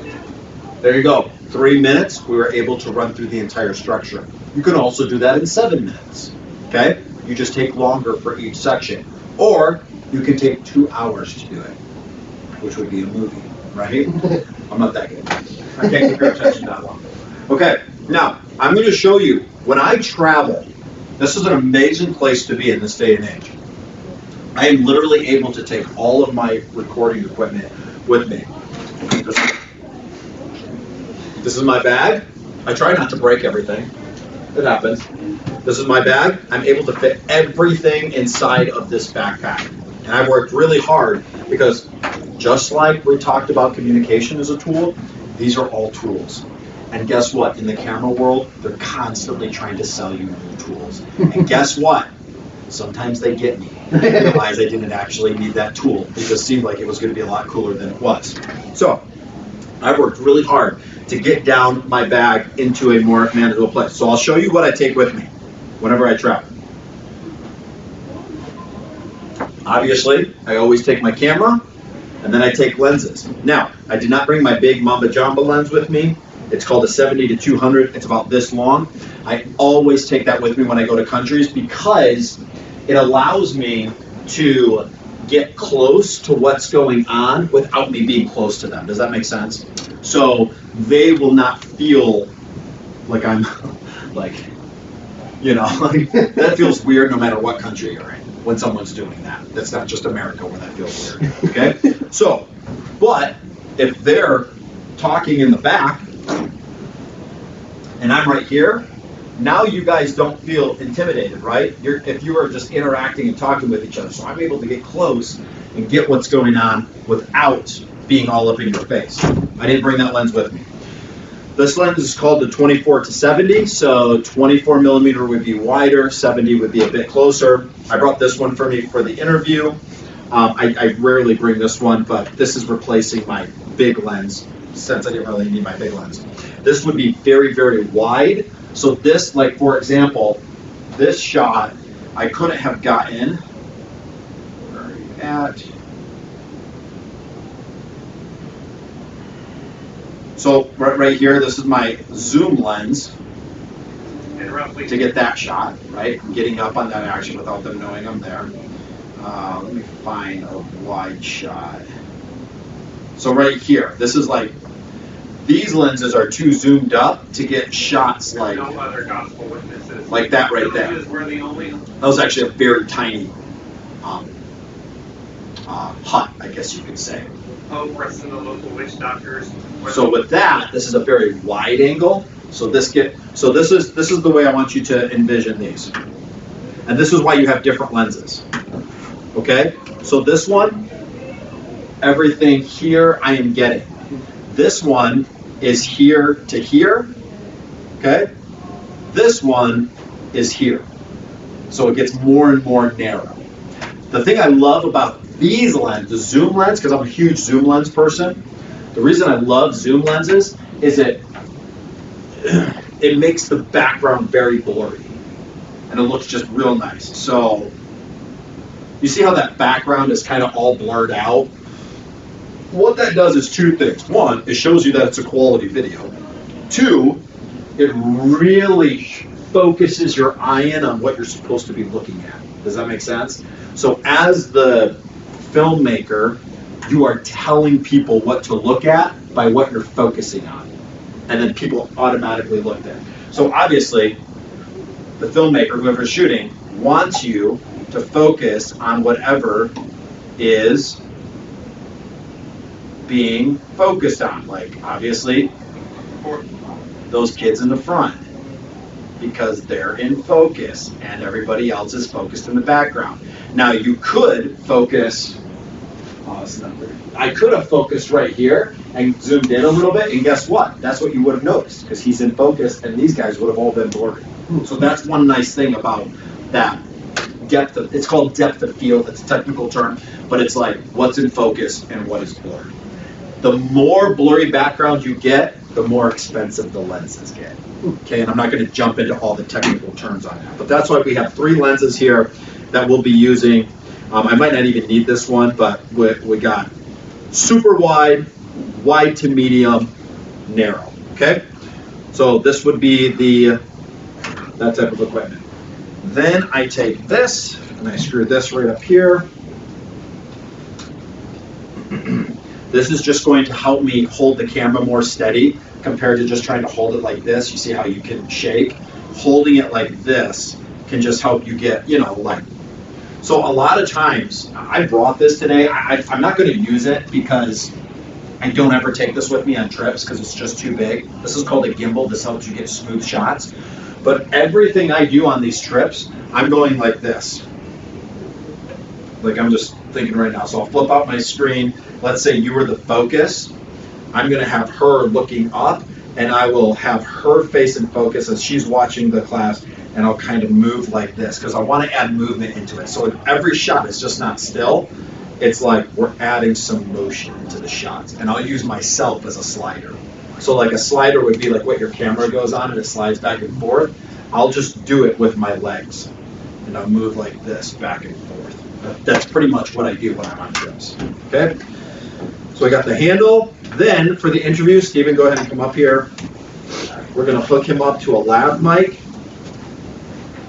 And this is obviously is to get good audio because have you guys ever, cell phones, cameras, they don't have the best audio that comes out of them. And if Stephen is going to be far away, the farther away someone is, the less quality the audio gets. So this, which is insane that they even sell these nowadays. Because when I first started, these didn't even exist. But with this right here, he can literally be like, probably, I don't know if it reaches all the way to the basketball hoop or to the woods, but it actually reaches pretty close to that far away. So, which there obviously be no reason for you to be that far away. But put those on. This is the receiver, and I'll just put this in here.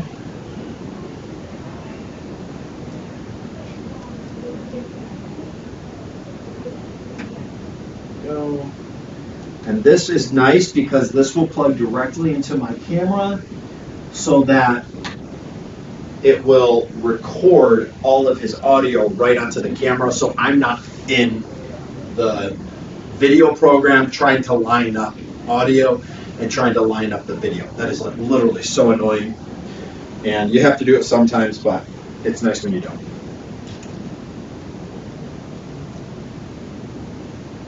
Okay, so we're just getting him ready for his interview. So I always take my lav mics with me.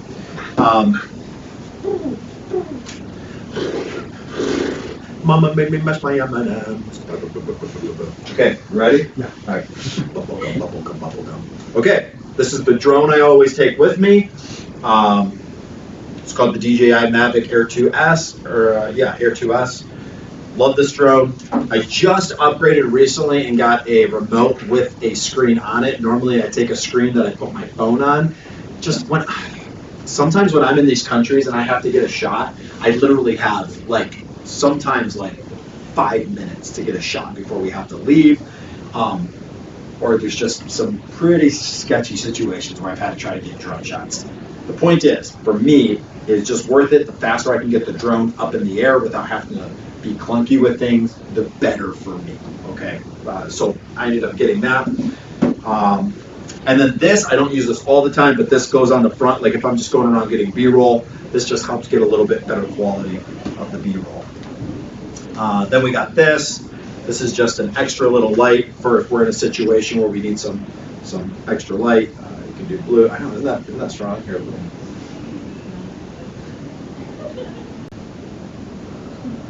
There we go. You do all the different colors. I'm blinded. Okay, so LEDs now with their little lights is just insane the amount of power that they put out, which is super nice because look at what I can travel with. Back 10, 20 years ago, you had to have an entire lighting system, and now you can just carry a little panel with you just for backup light. So that is pretty much my entire kit. Now, obviously, I have my laptop. Let me see if there's anything else I really carry with me. So here's the point. To make these type of videos, this is all you need. This is insane. I got charger cords. Yeah, that's pretty much it. Just charger cords, and then my extra batteries. I carry extra batteries and extra batteries there, and then my charging cables. So I'm literally able to carry an entire camera kit with me in a backpack and travel around the world. It's really unbelievable. Okay, so what I'm going to do, what we're going to do first is we are going to shoot. Do you want to shoot B-roll first, or do you want to shoot your interview first? Let's do your interview first. So we'll see how to set that up. And then we'll start shooting B-roll, and then we'll come in and we'll edit. Okay. Put everything away.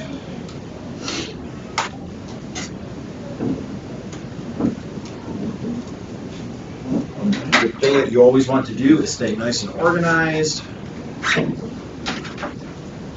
there. Everything slides into its spots. Go. Go. Extra lenses right there. So I'm going to switch out this lens because we're doing the interview. I'm going to switch out this lens for this one, because this one will give us that nice blurry background that we want. Now, to get a blurry background, you're also going to need your subject to be far away from the background. Okay? If he's right here, the background's not going to be blown out. Well, we're not going to do it here because it's a really boring background. So the background will be blown out. What I'm going to do with this, now I don't normally take this tripod with me, obviously to different countries. I can't carry this on me. I have a monopod. A monopod is like one leg. It's got 3 tiny little feet at the bottom. That's usually what I take with me for doing interviews and stuff, but this one's a lot more stable, so since I could, I'm bringing this one. So we're going to have this out. We're going to hook up the iPad with the script that he just did. We're going to set the camera up. We're going to put the iPad right underneath it, and then he will for convenience, he will read it, and it actually will look like he's looking at the camera. Like that guy that you just saw, that video from Africa, he was just reading it off this. But it looked like he was looking at the camera. It's awesome. We actually just started doing this recently. It's worked out really well. Let's see here. This is pretty cool. Watch this. So, beautiful. I could absolutely love Thank you, sir. All right, so this is just newer technology. So watch this. Hello, my name is Stephen Wireman, and I'm the director of Thoroughly Furnished Ministries. It goes as you're reading. Have you, as a young person, maybe between the ages of 13 to 18 years old, been at a camp or a youth conference, maybe listening to a pastor in your church? How cool is that? So, I know, I literally just learned about this like last mission trip. Really? Yeah, I always used to do it interview style where I would ask them the question and they would answer. Dude, this literally saved us so much time, which is why I ended up getting this. All right. So, where are we able to go in this church? Anywhere you want. Are we? Okay, because Except for that one room. that's where I want to do. I'm sorry. Wow. Anywhere. Wow. How am I supposed to believe anything he says? Welcome to our world. We go to App Street. We can. Those need to get a big pit, Okay, We've got this. what we are going to do is we are going to travel upstairs and let's shoot this video in the lobby. It looks nice up there. Make an apartment. Yeah, back up. Oh, that. What's your name it, Clint? I thought you told me to name it Grand Champion. That's true. Not just champ, grand champ. Ain't that Grand Champ? I think you should, David, grand champ. And I want that on the sign. Grand Champ? It's a little highest, isn't it? So what? It's your last year, isn't it? No, it's for his lunch, right? So 2 years. Okay. Hey, what is that up there? It's wedding shower. Bridal shower? Bridal shower. Congratulations. Brian Heath and Meryl Williams. Mary what? Meryl Williams. You don't know Meryl, but you know Brian. Yeah. You with it, Okay, We say it right before I now. dump footage. What's the difference between bridal shower and wedding shower? There is no one. There's a guy out there. Yeah, it's the same thing. I wish. What did you? I'm not a huge cold person, so Baby shower. I'm glad people don't ask me to go there. Beautiful shots. I thought you said I'm not a big cult person. Colt? That's what I thought you Yes, said I'm not too, to that be either. honest. English. Do you like Colts? Colt? Yeah. Okay, then you are a Colt person. I'm not a cult person. It's getting weird about that. What do you got against Branch Davidians? I'm feeling uncomfortable. Baby horse, Colt. Never heard of that. So what's the name of that drone again? You've never heard of a baby horse? I would hope you know. She owns a horse, so she owns it. Alright. That's weird. You own a horse and you've never heard of a baby horse. Strange indeed. Oh, like a what? So can that drone do like cool flips or anything? You can turn it into what is it called? PFV mode or something? I can't remember which, but it can do it kind of, but it's not really neat. You have to buy a drone specifically for that. DJI has an awesome one that you can just do insane things with. However, you have to be good. Like, those take a lot of skill. Barrel roll? PFV, that's what they're called, PFV drones. They're talking about the ones that like do the videos going through the buildings and stuff like that. They have sensors on that you can turn on, but typically they don't have, they turn off all the sensors. It's pretty amazing to watch. I'm like, It's insane. it's like, is this real? But you have to be highly skilled. Like, Yeah. And then they usually have like this goggle set that they put on when they're doing it. I follow some YouTubers and they take some insane shots. It's awesome.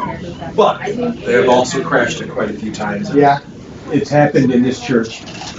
They get tried inside one time. seriously. Nice. And there was a hole in the wall at the end of the day. Oh my. That's legit. Didn't he press like return to home or something on accident? I don't remember what he did. I wasn't here, but All I know is the drone went. It was like hovering there, and then it went. And crashed into the wall. And You we see went. this? Okay, we're done. What is it? It was blood. Ew. From Whose blood? Mine. Okay. I was in Honduras and I was trying to land my drone. And whenever I fly my drone, I typically try to fly it in places where people aren't because it just attracts attention. It would attract attention in America. But over in other countries, like when you're in a village or something, people they just come out of nowhere. So I was on the edge of a river and I was flying it and these kids all came out. So I have to land this drone and there's just like kids all over the place. So I reached up and I have hand landed before, but like some kids bumped into me and I just wasn't focusing and I like looked down and it sliced all of my fingers. Yeah, so that's what that is. That's you. Delicious. It's like chalky blood. Well, it does get chalky after. I mean, that was in last February. Last year. Have you washed it? What? Nothing. I don't really want to watch. I don't know. It's like number one rule of traveling: don't drink the water because the water carries lots of not good stuff in it. Have you done it before? Only. I used to drink the water when I was in the Philippines, but I know other people that have drank the water too, and they ended up getting like parasites and stuff. And my dad, who's traveled to the Philippines quite a few times, has gotten multiple parasites, and it is very, very bad. It'll tear you apart. All right, Stephen, I'm going to have you do some teaching. Can we clear off the tables of the? Are we ready to move on? Yeah. Okay. Clear the tables of the cups and plates, and let's look like we're having a class. Brother Steven, you went for a tie? Oh, wait. Yeah, I'm really pushing you. Should we do our timeline again? Let's do our timeline. The mini timeline? No, not the minutes. See, he gets to know this. He was here. Any timeline, please don't do This is any recorded. timeline. This is recorded. Be careful. Those are the OGs. All right, so mini timeline of media. Here we go. Starting back at. Where did he start? It was like, what BC? Those ancient. Too far back to know. BC 600. It's at 7, It was so like, we it should was like, probably meet it at was like 4,000 BC. It was like, I was talking about the timeline of media. So you weren't here for the timeline of media. The timeline of media was It was called the mini timeline of media. And what it went through was like literally list after list after list. How many pages did it was? And it cut like half of them out too. Yeah. And it so was tiny, you couldn't even read it. we expected him to only go for like, like to have a picture come up and then like slowly just like, okay, yeah, this is this, and move on. I'm pretty sure the whole class was on that time. It was. That didn't happen. About that. He literally was like, okay, so then this one was when the radio came in. And that was a big deal because the radio, and then blah, blah, blah. And then after that, we had, or AM, then we had FM radio. That was a huge change. And we're like, He called it a mini timeline. It was not. yeah, it was not many. All right, here we go. Ready? So our end time timeline. We talked about this the other day, right? Oh yeah. We're good. You go? Keep going? Yeah, keep going. All right. So, we're probably going to like break fellowship over this. All right, here we go. I guess we should do this, right? It's infinity sign. Ish. Yeah, read it.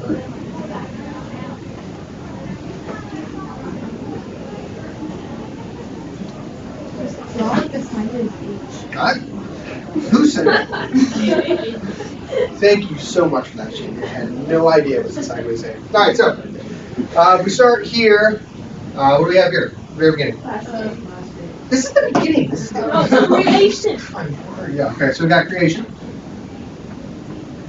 All right. Let's jump up to the cross. All right. Here we go.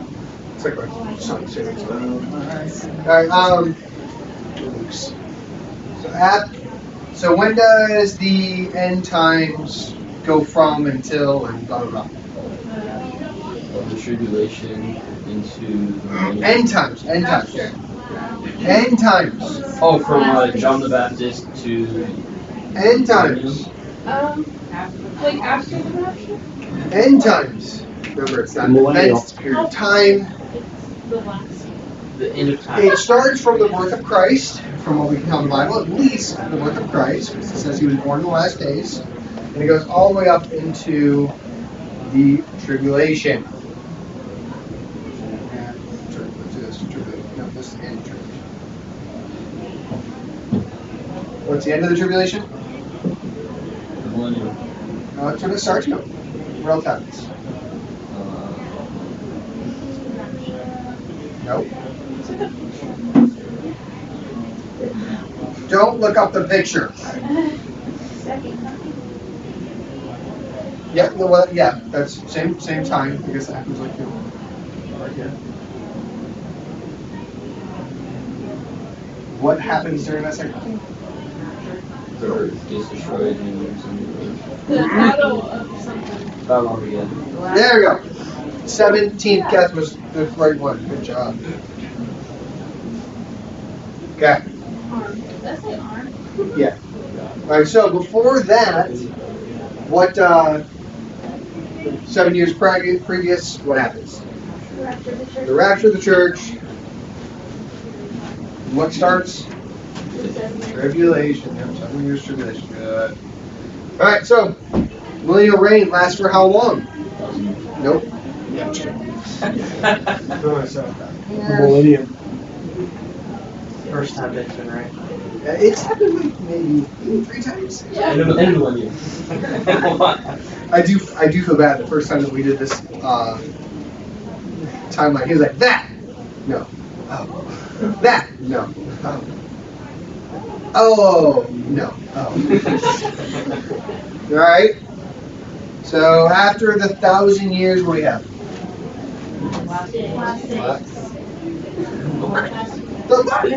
New heaven, new earth. The last war, right? We have a war where people, the devil's released. He goes and gathers people from all four corners of the earth. They come to where Jesus is, and then God comes down and says, okay, I'm done with you guys. We're wiping it all out. Right? So when is Satan bound?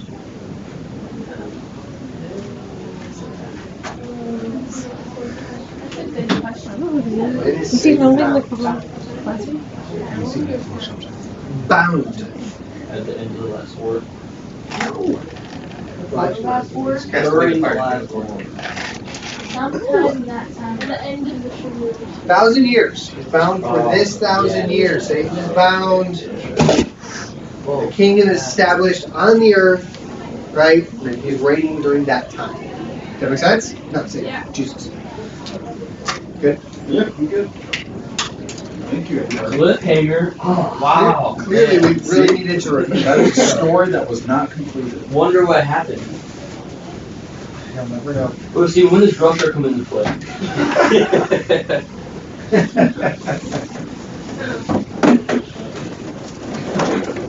Got the baptism.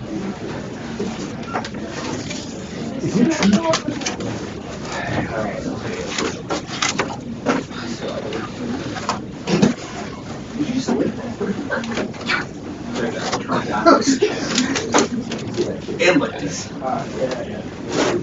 Keep my immune system. I'm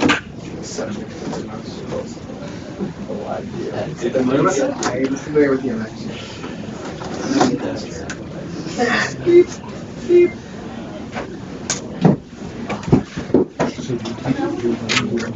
Well, Joe Biden is the Antichrist. That's what we teach. Thought Obama was. It's the next Democrat. Over with. Whoever the next Democrat is. It doesn't even make sense. You just say one. I know. Ask me a question. So somebody just sent me a question like yours. What was yours earlier? The cargo thing? Why do you put shipments on cars and cargo on ships? Why do fat chance and slim chance mean the same thing? Why do you bake cookies and cook bacon? You definitely do. It's like you got like a fat chance every day. Yeah. Then why did you say no, they don't? It's Slim chance means like he's not gonna have a fat chance. No. Fat chance is sarcastic. That definitely means the same thing. Fat chance. They mean the same thing, but fat is sarcastic. Yeah, I'm just gonna put it. When he's parked on the driveway and driving the parkway. Who drives them? Awesome. How old are you? Don't look to be your dad.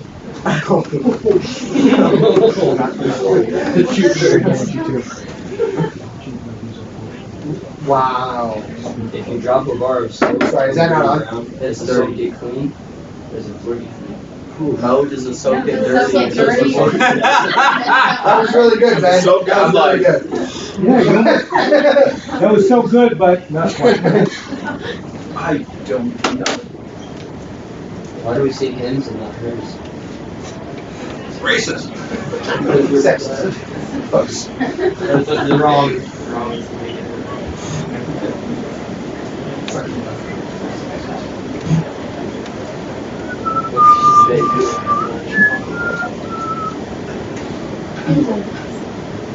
Just wait for the footage to go over. As Shut that right. I can't. Jesus is the vine, the branches.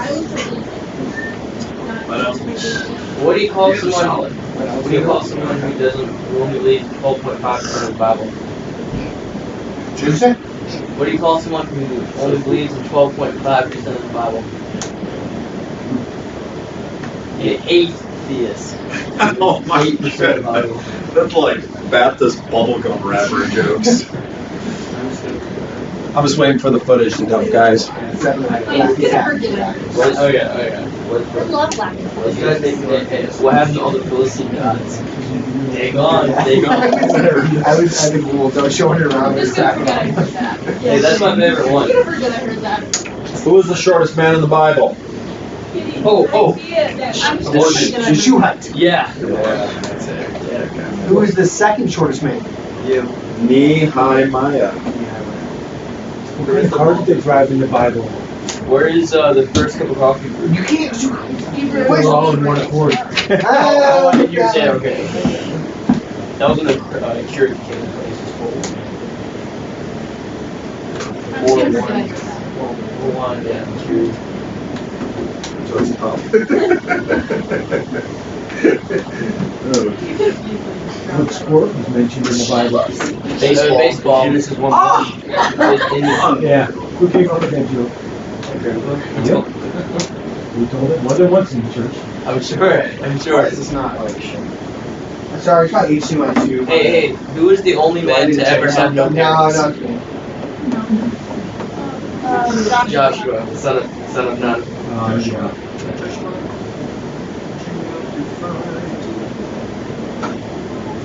Are you plugged in? Is it plugged in the wall? I think so.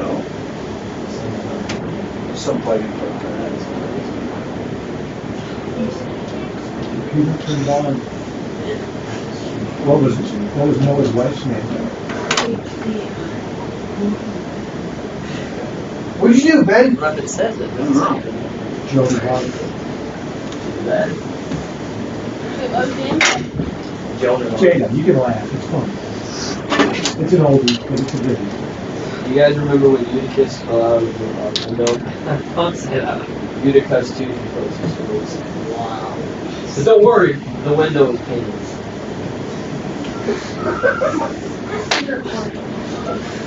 Classic. I'm just gonna get rid of that. Hey, kids, Yeah. this is true. You can't slow this up. Yeah, maybe. This window's really painful. People just think it's Why did that? How did they? I just got to use this one. There said his dad was waiting for all the men. What are you gonna name? What are you gonna name? They're stressing out. They're like, what are you gonna name? What are you gonna name? He's like, hey man. Hey man. What are you doing?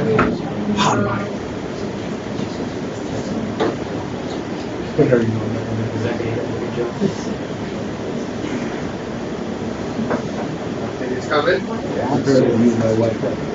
So, I know, there's no way to get audio louder, is there?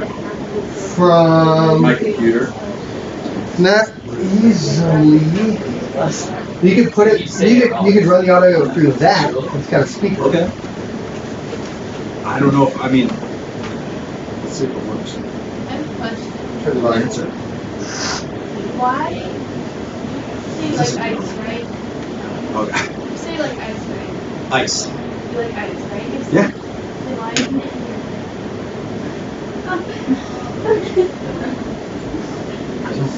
It's harder to do something like ice. Yeah, I'm actually like got a million things going through my mind. Does that make sense?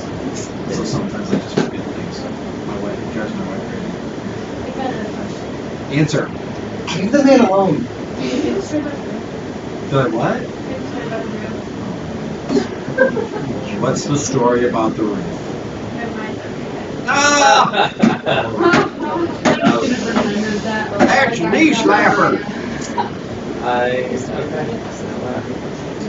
gonna steal that one. Yes.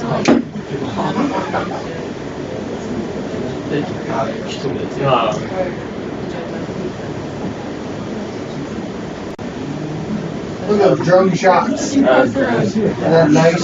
I overheard the punch sound like that.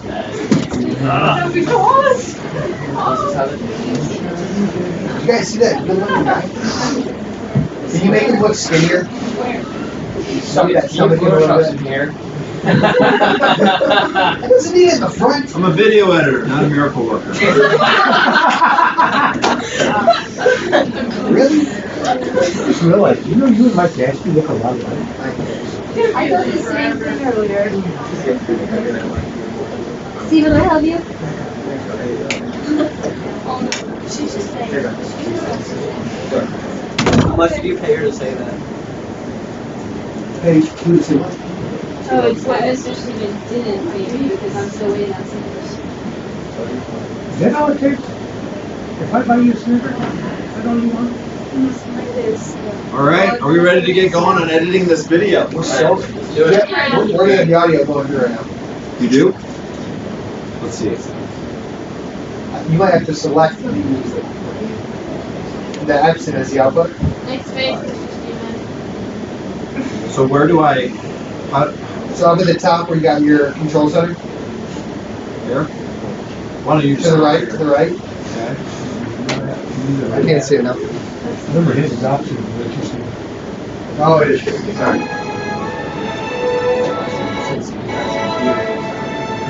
should make that. Sound, the top. Yeah,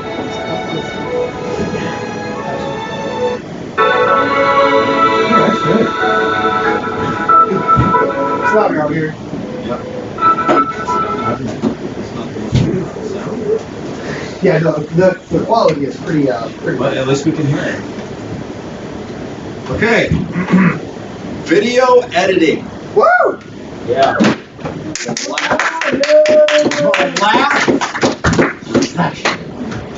The laugh. No. Anybody? Nobody? Thank you. What'd you say? The laugh. No. What did she say? I say, Classic. All right. Last session. Okay, what we do. This is the video editing program I use. There's 3 major video editing programs out there until you get into like movie studios, which actually a lot of them even use a lot of these programs. You have Final Cut Pro. That's the one we're going to be using. This is an exclusively Apple program. You have Adobe Premiere Pro. That would be cross-platform. That would be both Windows and Mac. And then you have you're going to have DaVinci. It's called DaVinci Resolve. Okay, DaVinci is actually a free program, but that would also be considered more of the industry standard. So if you're ever going to learn video editing, I highly recommend using one of those 3 programs, because when you learn something, you want to learn the right one. If that makes sense. Learn the one that everybody is using. So like, for example, if you use Adobe Final Cut Pro like I use, there is probably 100,000 videos on YouTube on how to use different aspects of the thing. Each one comes with its different features. This is the one we will be using. So I always organize my stuff into different files. Can you see this? We have B-roll, we have interview, we have main project, music, and then if I was doing more and more, I'd put in graphics and different types of things. Organization is very important. You don't want to dump everything into one file. The more organized you can be, the more efficient you can be. So the first thing I always do, and I actually did this last night, so I wouldn't have to do it while I was here, is I organize this project into different files. B-roll, interview, main video, music. All right, so we're going to go to main video. This will be our main video timeline right here. I always like to open up with what's called an establishing shot. That would be the shot of the church. So we'll just, for speed's sake, another important thing to learn is shortcuts. So here's a shortcut. I just kind of scrub through. This is the whole video clip. No, I don't want this video. No, I don't want this video. No, I don't want that. I kind of like it right there. So I'll go that's for in and out. Place that or set it as a placeholder. So this is our first clip. Bring this right here. Whoops. Remove background. There we go. And then let's throw the music down there. That sounds so nice. All right, so we already got our first shot done.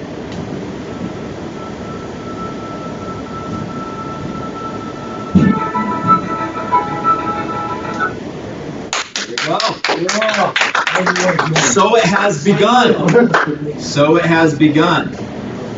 All right, now what I'm using right here for this Throughly Furnished Ministries, I bought different packs and stuff, but they come with all different types of, these are just templates. You grab them, you throw them down there, and you can adjust all of the titles and the words and stuff yourself. Let's see, like these are just all extra packs that I bought to go in here. Let's see, like right here, this would be right here. There we go. So this is what it looks like. This says speed test performance, so you would drop this down to your timeline, then you can adjust the text and make it whatever you want, move it around. Like for example, let's say, I'll use this a little bit later actually, just to kind of show you what it does. All right, so let's add in, now that we got our establishing shot done, so actually, this music takes a little long to start, so I'm just going to cut it a little bit short, fade it in here. get that energy started a little earlier.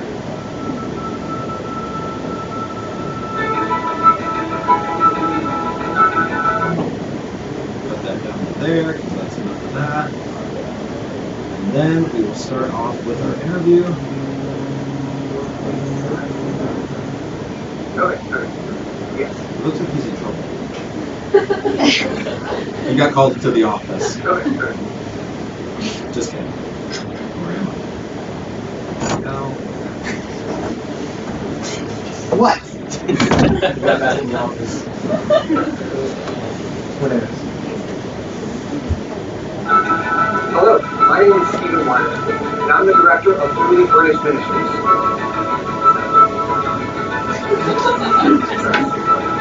Must be since you've been here. So, Furnace Ministries. now what I'll do here is I will cut this clip, and then here's where he starts, I believe.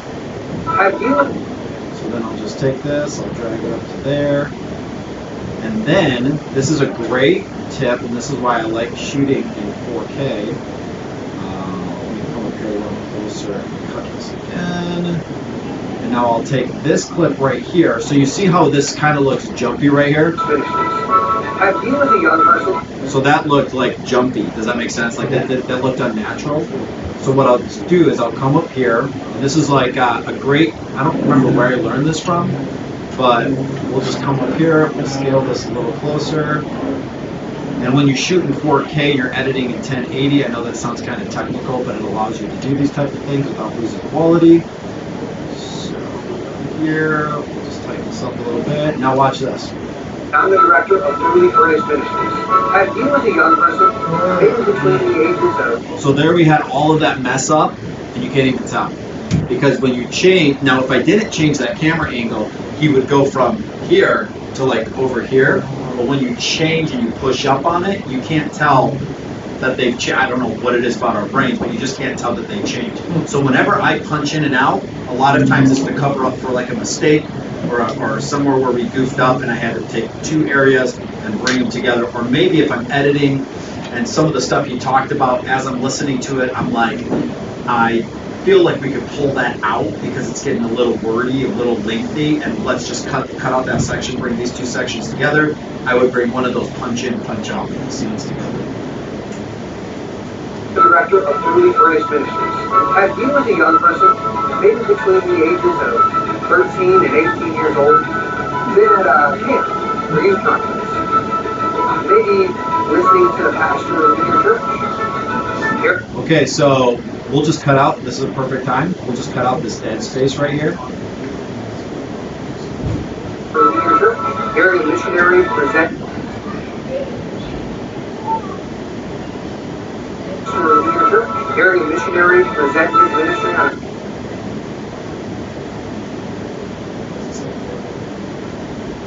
For your church, area missionary present his ministry on Wednesday evening. And all of a sudden.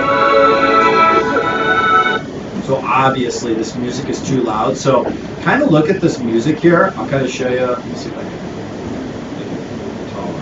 Can't really do it. We can see it right here. Can you see where my thing is? Mm-hmm. Okay. So you see how this is low and then it moves high and then it moves low and then it moves high again? You see that? Obviously the high points is where it's louder, the low points is where it's lower. Well, on a video, you know, when you listen to this, Hello, my name is Stephen. which is actually still a little loud, so I'm going to pull that down. And I'm the director of Fruity Furnace Ministries. That sounds better. Have you, as a young person, But then let's come to the louder part. So that's too loud. I'm not going to spend the time to do this right now, but what I would do, I guess I will.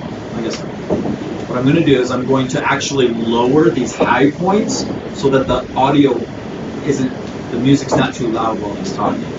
So we do this, I know this is going to sound technical, but it's called adding a keyframe. I'm going to add a keyframe right here, it's that triangle. I'm going to add a keyframe over here, there's another triangle, and then all I have to do is take this, actually I can do it from right here I believe, and I can pull this down, and it will gradually, you can't see it, but it kind of gradually goes down. So now listen.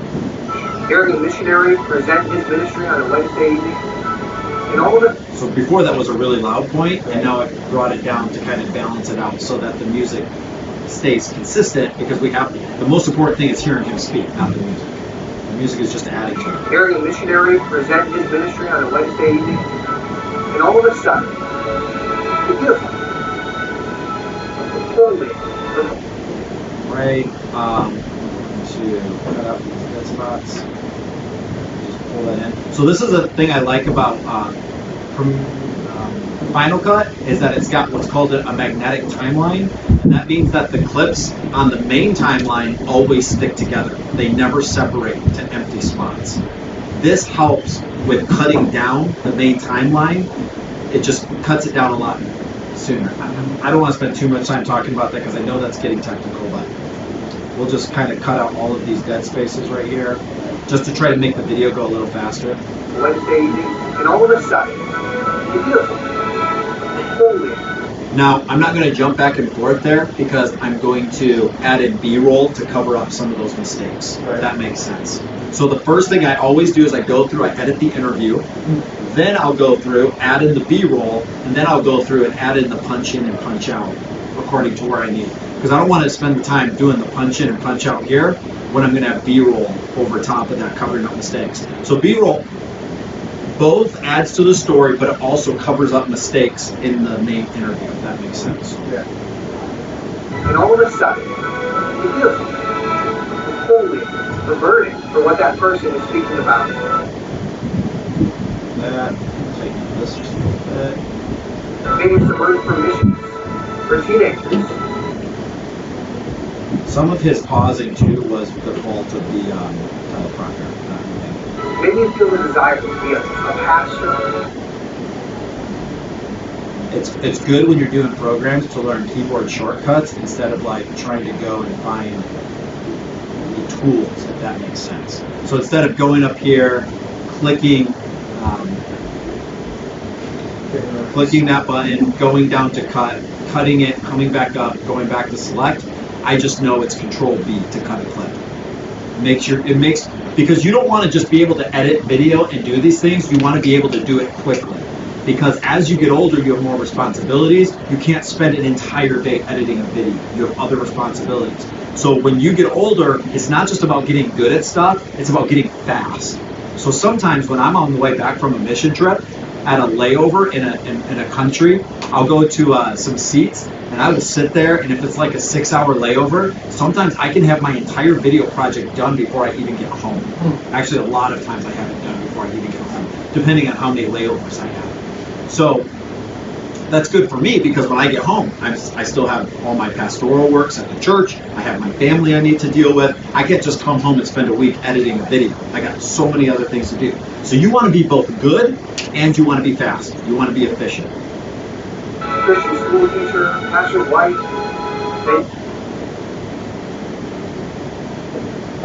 then you make a decision. I'm going to do whatever God wants me to do. I'm going to be whatever God wants me to be. You're excited.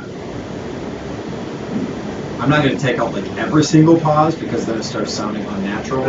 You're excited. You tell your parents, your pastor, your youth pastor, and everyone is so excited for you. But after the excitement, what comes next?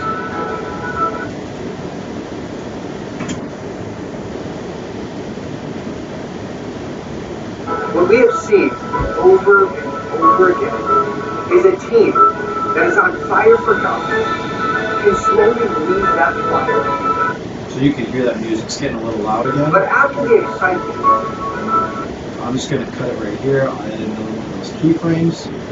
So a keyframe is where you move the clip. Well, we don't want the clip moved or the sound moved right here because it will move it for all behind us too. Well, behind the clip, it was fine. So we only want to move it from here forward. So I'll add a keyframe in there. That will lock that sound right there. I'll move up a little bit more, add a keyframe right here, and then take it and bring it down just a touch. And now it will make everything ahead of it quiet. So later on, you saw how the music went back down. We'll probably have to make another keyframe and bring that music back up a little bit. What comes next? What we have seen over and over again is a team that is on fire for God can slowly lose that fire due to a lack of excitement over the next couple of years of their life. So, I have a feeling this video is going to be a bit longer than we need it to be. As I'm going through this, like for example, like right now, what I heard him say right there, I just know that that's like a section we could take out because it's not adding to the story. So listen to this. Is a team that is on fire for God can slowly lose that fire. So we can stop it right there because listen to this, and this is about 10 seconds worth of sound.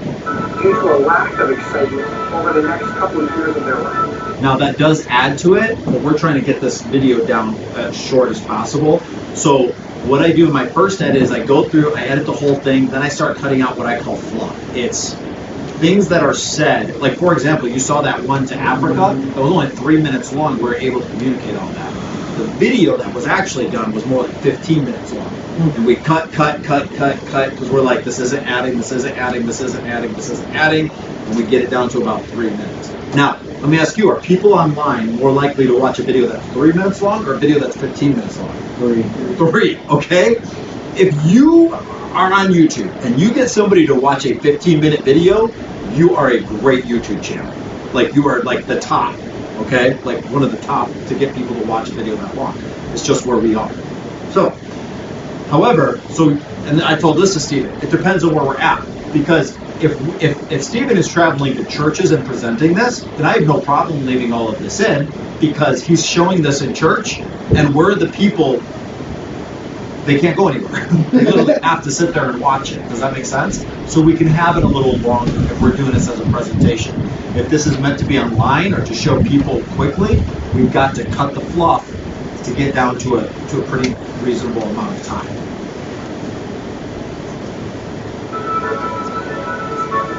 There have been so many years of their life.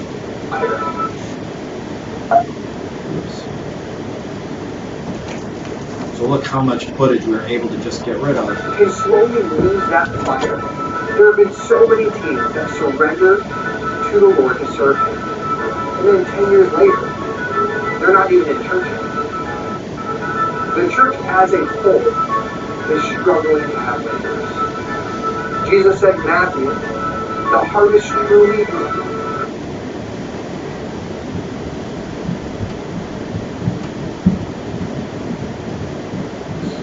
but the labor. So these are 2 shortcuts. It's just I-O, that means in and out. So when I'm highlighting over videos, if I type I, that does that, I-O, and then I can just grab that little clip right there. Jesus said in Matthew, the harvest truly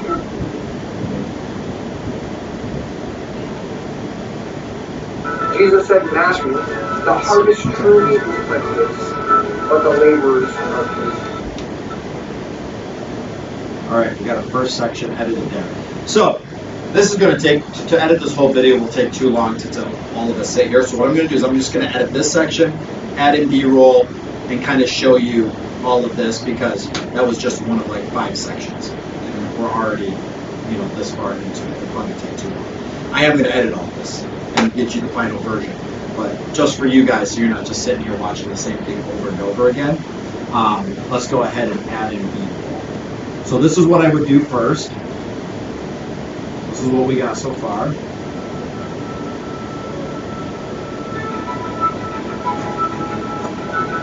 Hello, my name is Stephen Wyman, and I'm the director of Truly Furnace Ministries. Have you, as a young person, And then we'll come to B-roll. maybe between the ages of So let's scroll down. This is a great time to grab some of these clips. Okay, stop looking at Steven. There we go. Grab this. And then, of course, this is always a great time to add in that beautiful, silky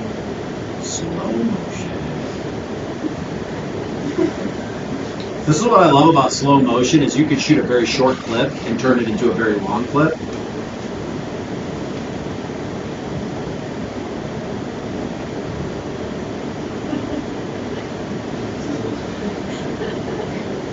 Stop it. Are you flexing that shot? They go I'm the director of Truly Furnished Ministries. Have you as a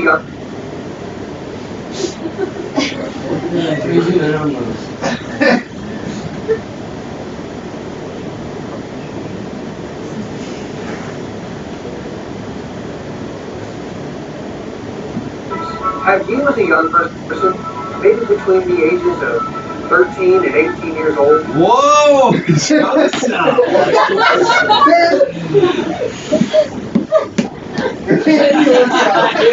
You see this? You see that? Look at these arms. Now I can bench press the bar.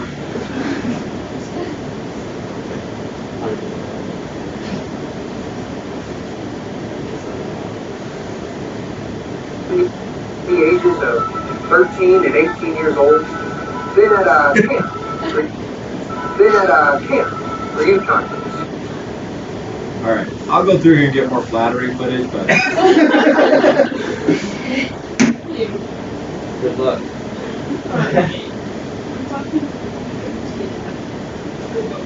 Becca was standing over there. You were talking to Becca.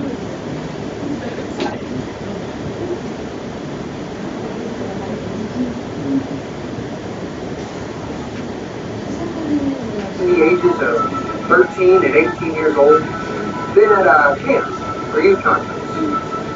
Maybe listening to the pastor in your church. Hearing a missionary present his ministry on a Wednesday evening, and all of a sudden, you feel something. okay. So this would be like, so you hear what he's talking about. This is a great time to add in this shot right here. You can't tell they're hardcover. I had it. Did you actually? Yeah. That's fine. I put a Bible on top of it. To the pastor in your church. Hearing a missionary present his ministry on a Wednesday evening, and all of a sudden, you feel something. Oh, it's good. Holy, perverting for what pastor is perverting for what that person is speaking about. So we never want these clips to be too long. Easy one.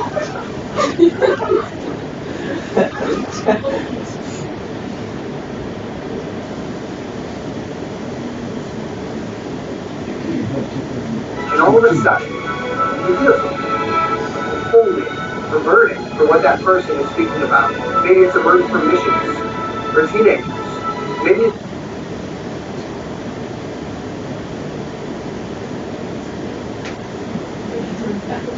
it's a word for missions, or teenagers. Maybe you feel the desire to be a pastor, a Christian school teacher, pastor's wife,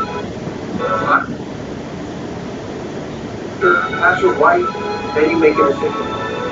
I'm going to do whatever God wants me to do. I'm going to be whatever God wants me to be. You're excited.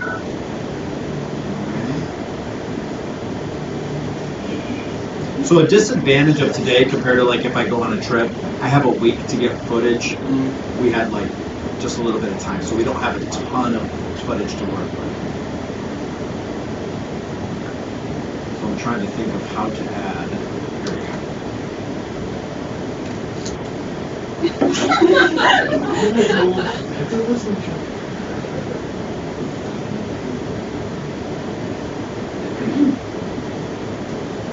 Great conversation. Let's have some Jada talk. Whatever God wants you to be. You're excited. You tell your parents, your pastor, your youth pastor, and everyone is so excited for you. But after the excitement, what comes next? What we have seen.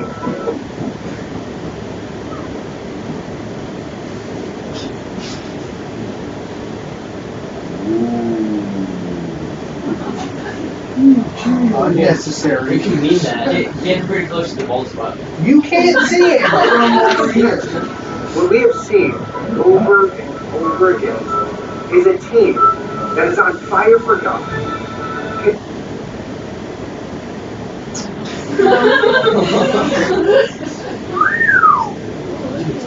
Here we go. These are two guys that have lost their fire. That's right. Are they sleeping right then? Fire for God can slowly lose that fire.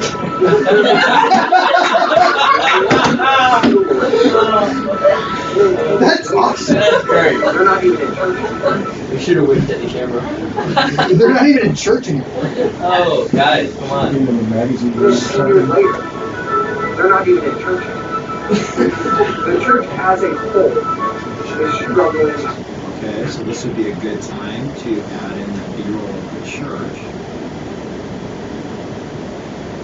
With all the cars in there. No, that was the yeah.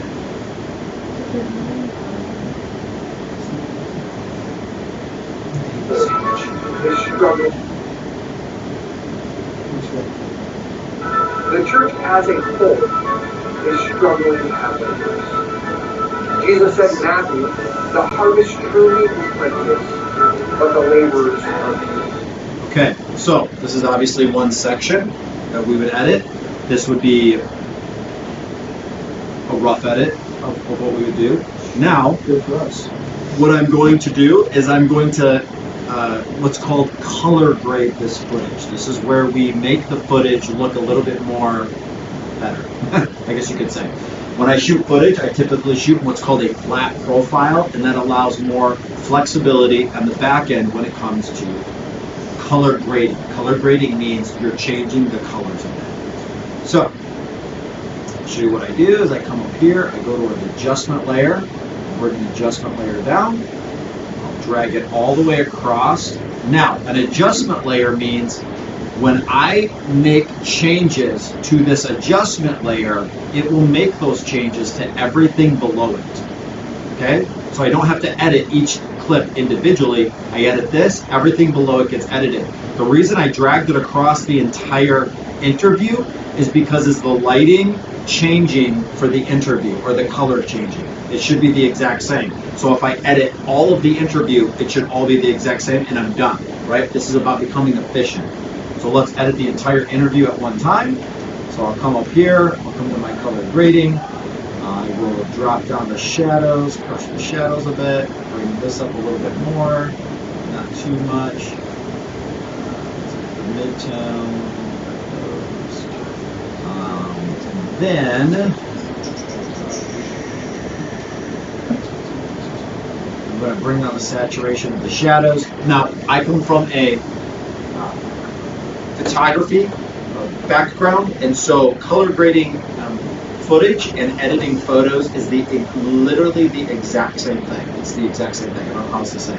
So if you learn how to color grade, you'll also know how to edit photos. If you learn how to edit photos, you'll also know how to color grade. Now, in editing photos, you have way more tools and way more flexibility than you have in video, but the rules are pretty much the exact same. So I'm going to do that, and then I'm going to add in, now I don't use this when I edit photos, but this is called a LUT, okay? A LUT stands for a lookup table. What a LUT is, I'm trying to think of how to explain this in not complicated terms. A LUT will give you a certain look for a photo.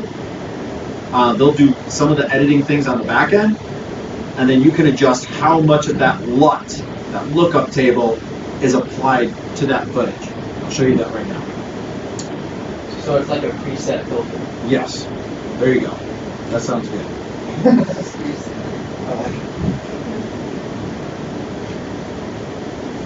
Custom LUT right here. I'll drag that on. Come on.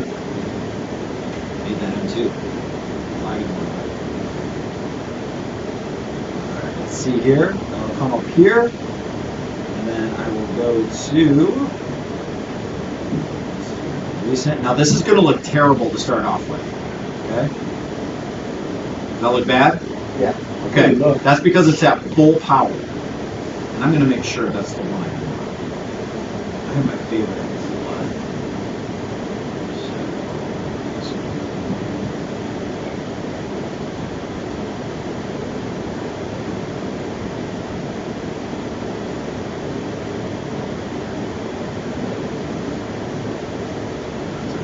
All right, so obviously that looks terrible because you're never meant to use a LUT at full power. So now I'll drag it all the way back down to 0, and I'll just bring it up just a tiny bit. So it adds what this one is called a teal and orange look. So teal and orange, I'm trying not to get too complicated, but teal and orange is what's also called the blockbuster look. It is the colors of teal and orange. Okay, it's called the blockbuster superhero look. Right? I'm trying to think, like, I don't really want to look it up on Google Images in case something bad pops up.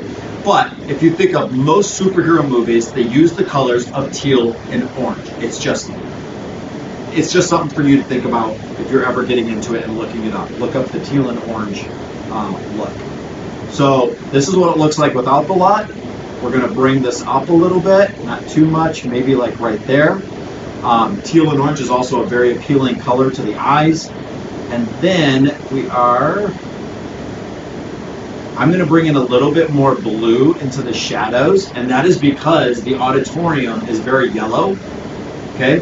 Very yellow lights. The carpet is yellow. There's just too much yellow in the auditorium. So what I'm doing is I am trying to, the opposite of yellow would be blue, okay? The opposite of teal would be orange. So what I'm trying to do is balance out this color so it doesn't look wrong. So for example, look at this color and then look at this color. Can you tell that's just two totally different shots?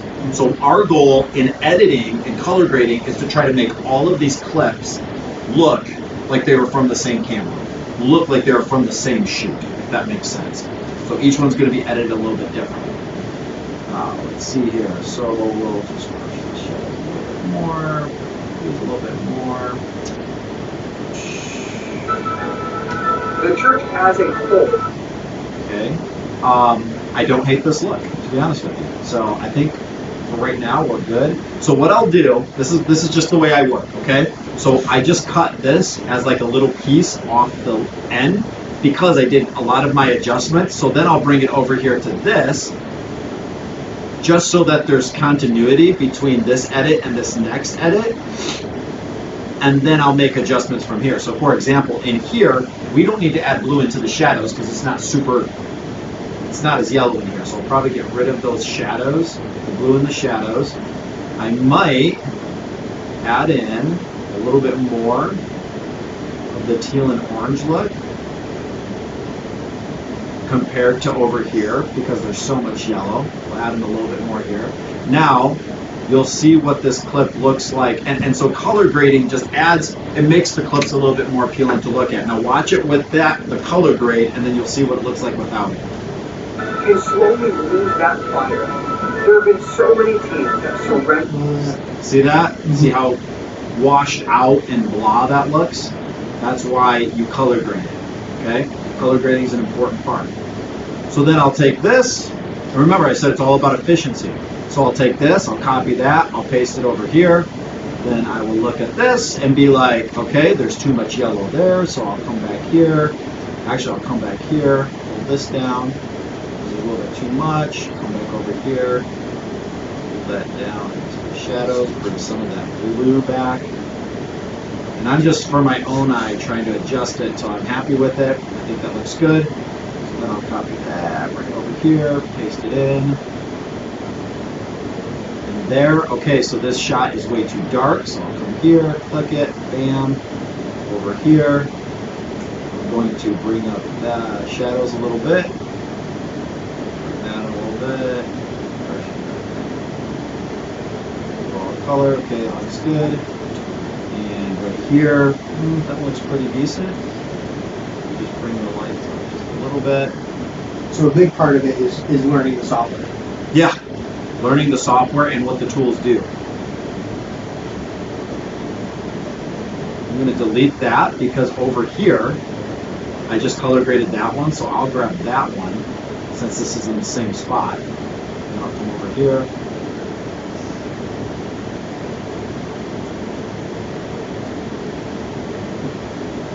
Alright, that looks pretty decent. Now we got one more left to do, and that would be over here. Project. So obviously we don't need blue outside because it's super blue. but I do want to add some warmth because it looks very cold out there. Because it is. Yeah. Oh.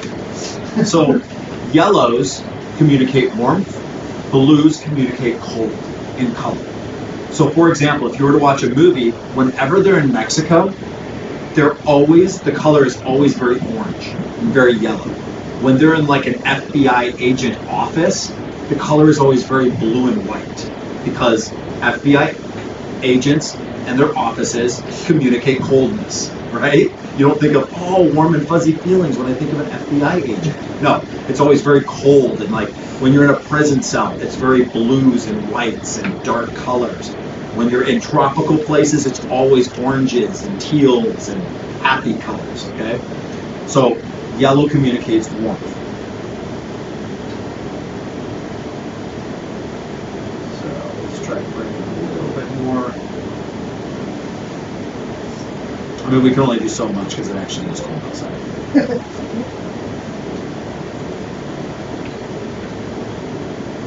we go.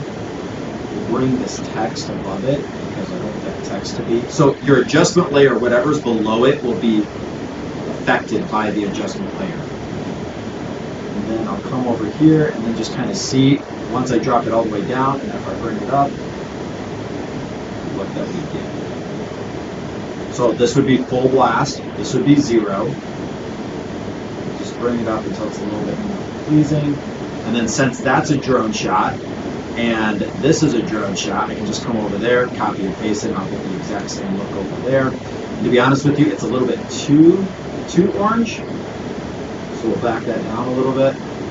Now, obviously, summer will be a way better time to get drone shots than winter, but we work with what we got. So we'll back that down. Let's see what we got.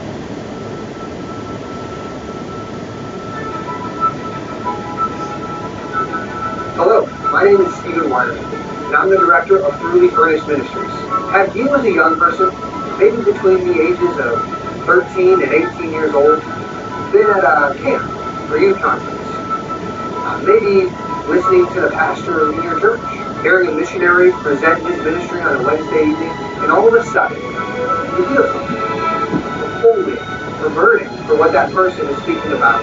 Maybe it's a burden for missions, for teenagers. Maybe you feel the desire to be a pastor, a Christian school teacher, pastor's wife. Then you make a decision. I'm going to do whatever God wants me to do. I'm going to be whatever God wants me to be. You're excited. You tell your parents, your pastor, your youth pastor, and everyone is so excited for you. But after the excitement, what comes next? What we have seen over and over again is a team that is on fire for God can slowly lose that fire. There have been so many teams that surrendered to the Lord to serve Him. And then 10 years later, they're not even in church anymore. The church as a whole is struggling to have laborers. Jesus said in Matthew, the harvest truly is plenteous, but the laborers are few. All right, there we go. We edited the first section of the video. Any questions? Bravo!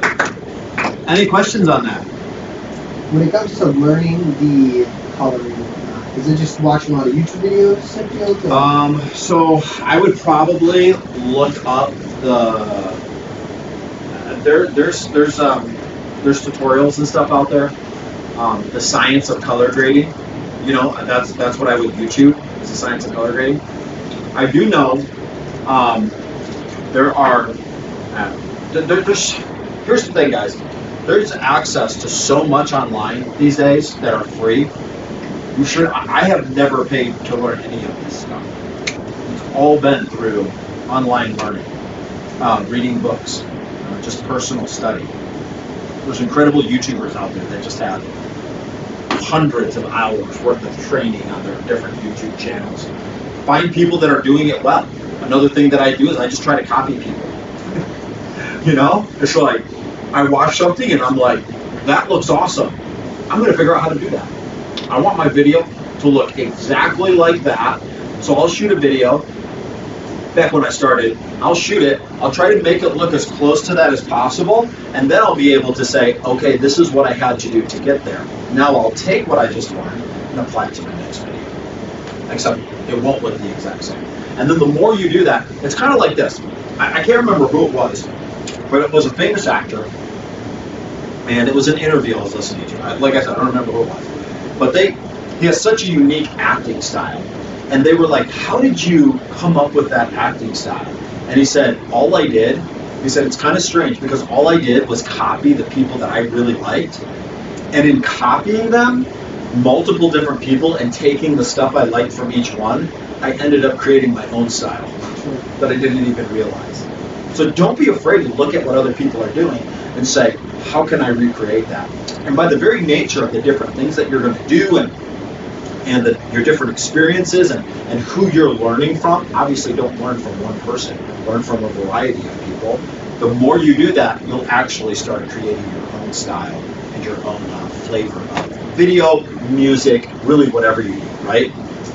If you're a musician, you find somebody that's really great, I want to be like them, oh, and I want to be like that, and I want to be like that, and before you know it, you've kind of created your own music giftedness, if that makes sense. So, yes, you have access online. I would say this, there is like, when I first started out, there just wasn't the amount of material that we have now. I got onto a website called lynda.com.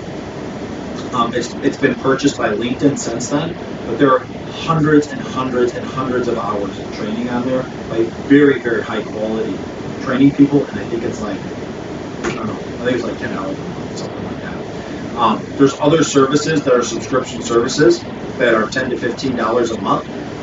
If you really, really don't want to pay for it, just come up with an email address and get the first month free, and then come up with another email address to do the next month free. Okay, like if you're that dedicated, you don't want to pay for it. That is a way to do it. But it's worth it. It's worth it to, if you do want to pay, where you can get full sets of courses that will take you step by step through it. But a lot of these, they offer 1 month free subscriptions. Do the month free, the 2 weeks free. Learn as much as you can, and at the end, if it wasn't worth it to you, then pay for it. But maybe you'll be like, this was worth it to me. I'll keep paying. Guys, it's insane. The access we have to knowledge these days for $10 a month is absurd. Like some of the greatest people on earth that are doing the most incredible jobs, you can get access to them and their training for $10 a month. It's absolutely, we live in an incredible time. So, yes, that would be my answer to that. Any more questions? Comments? Thank you guys for your patience and your time. Oh, I told my wife we'd be done at 2 o'clock. Look what time it is. Perfect. 2 o'clock. So, sorry, I know this was lengthy. Are all of your days this long? Okay, so you guys are used to it. Good. Well, if you have any more questions, just let me know. Stephen? Appreciate it. So this concludes our church media class without a mini sign. It's just a fourth meeting class then. Yeah, this is the best one. Yes. Yeah. I'm Thank you very sorry much. if that first section was a little boring, but I felt like it was important to get us started off. I promise you, you have no idea what boring is until you've gone through our other classes.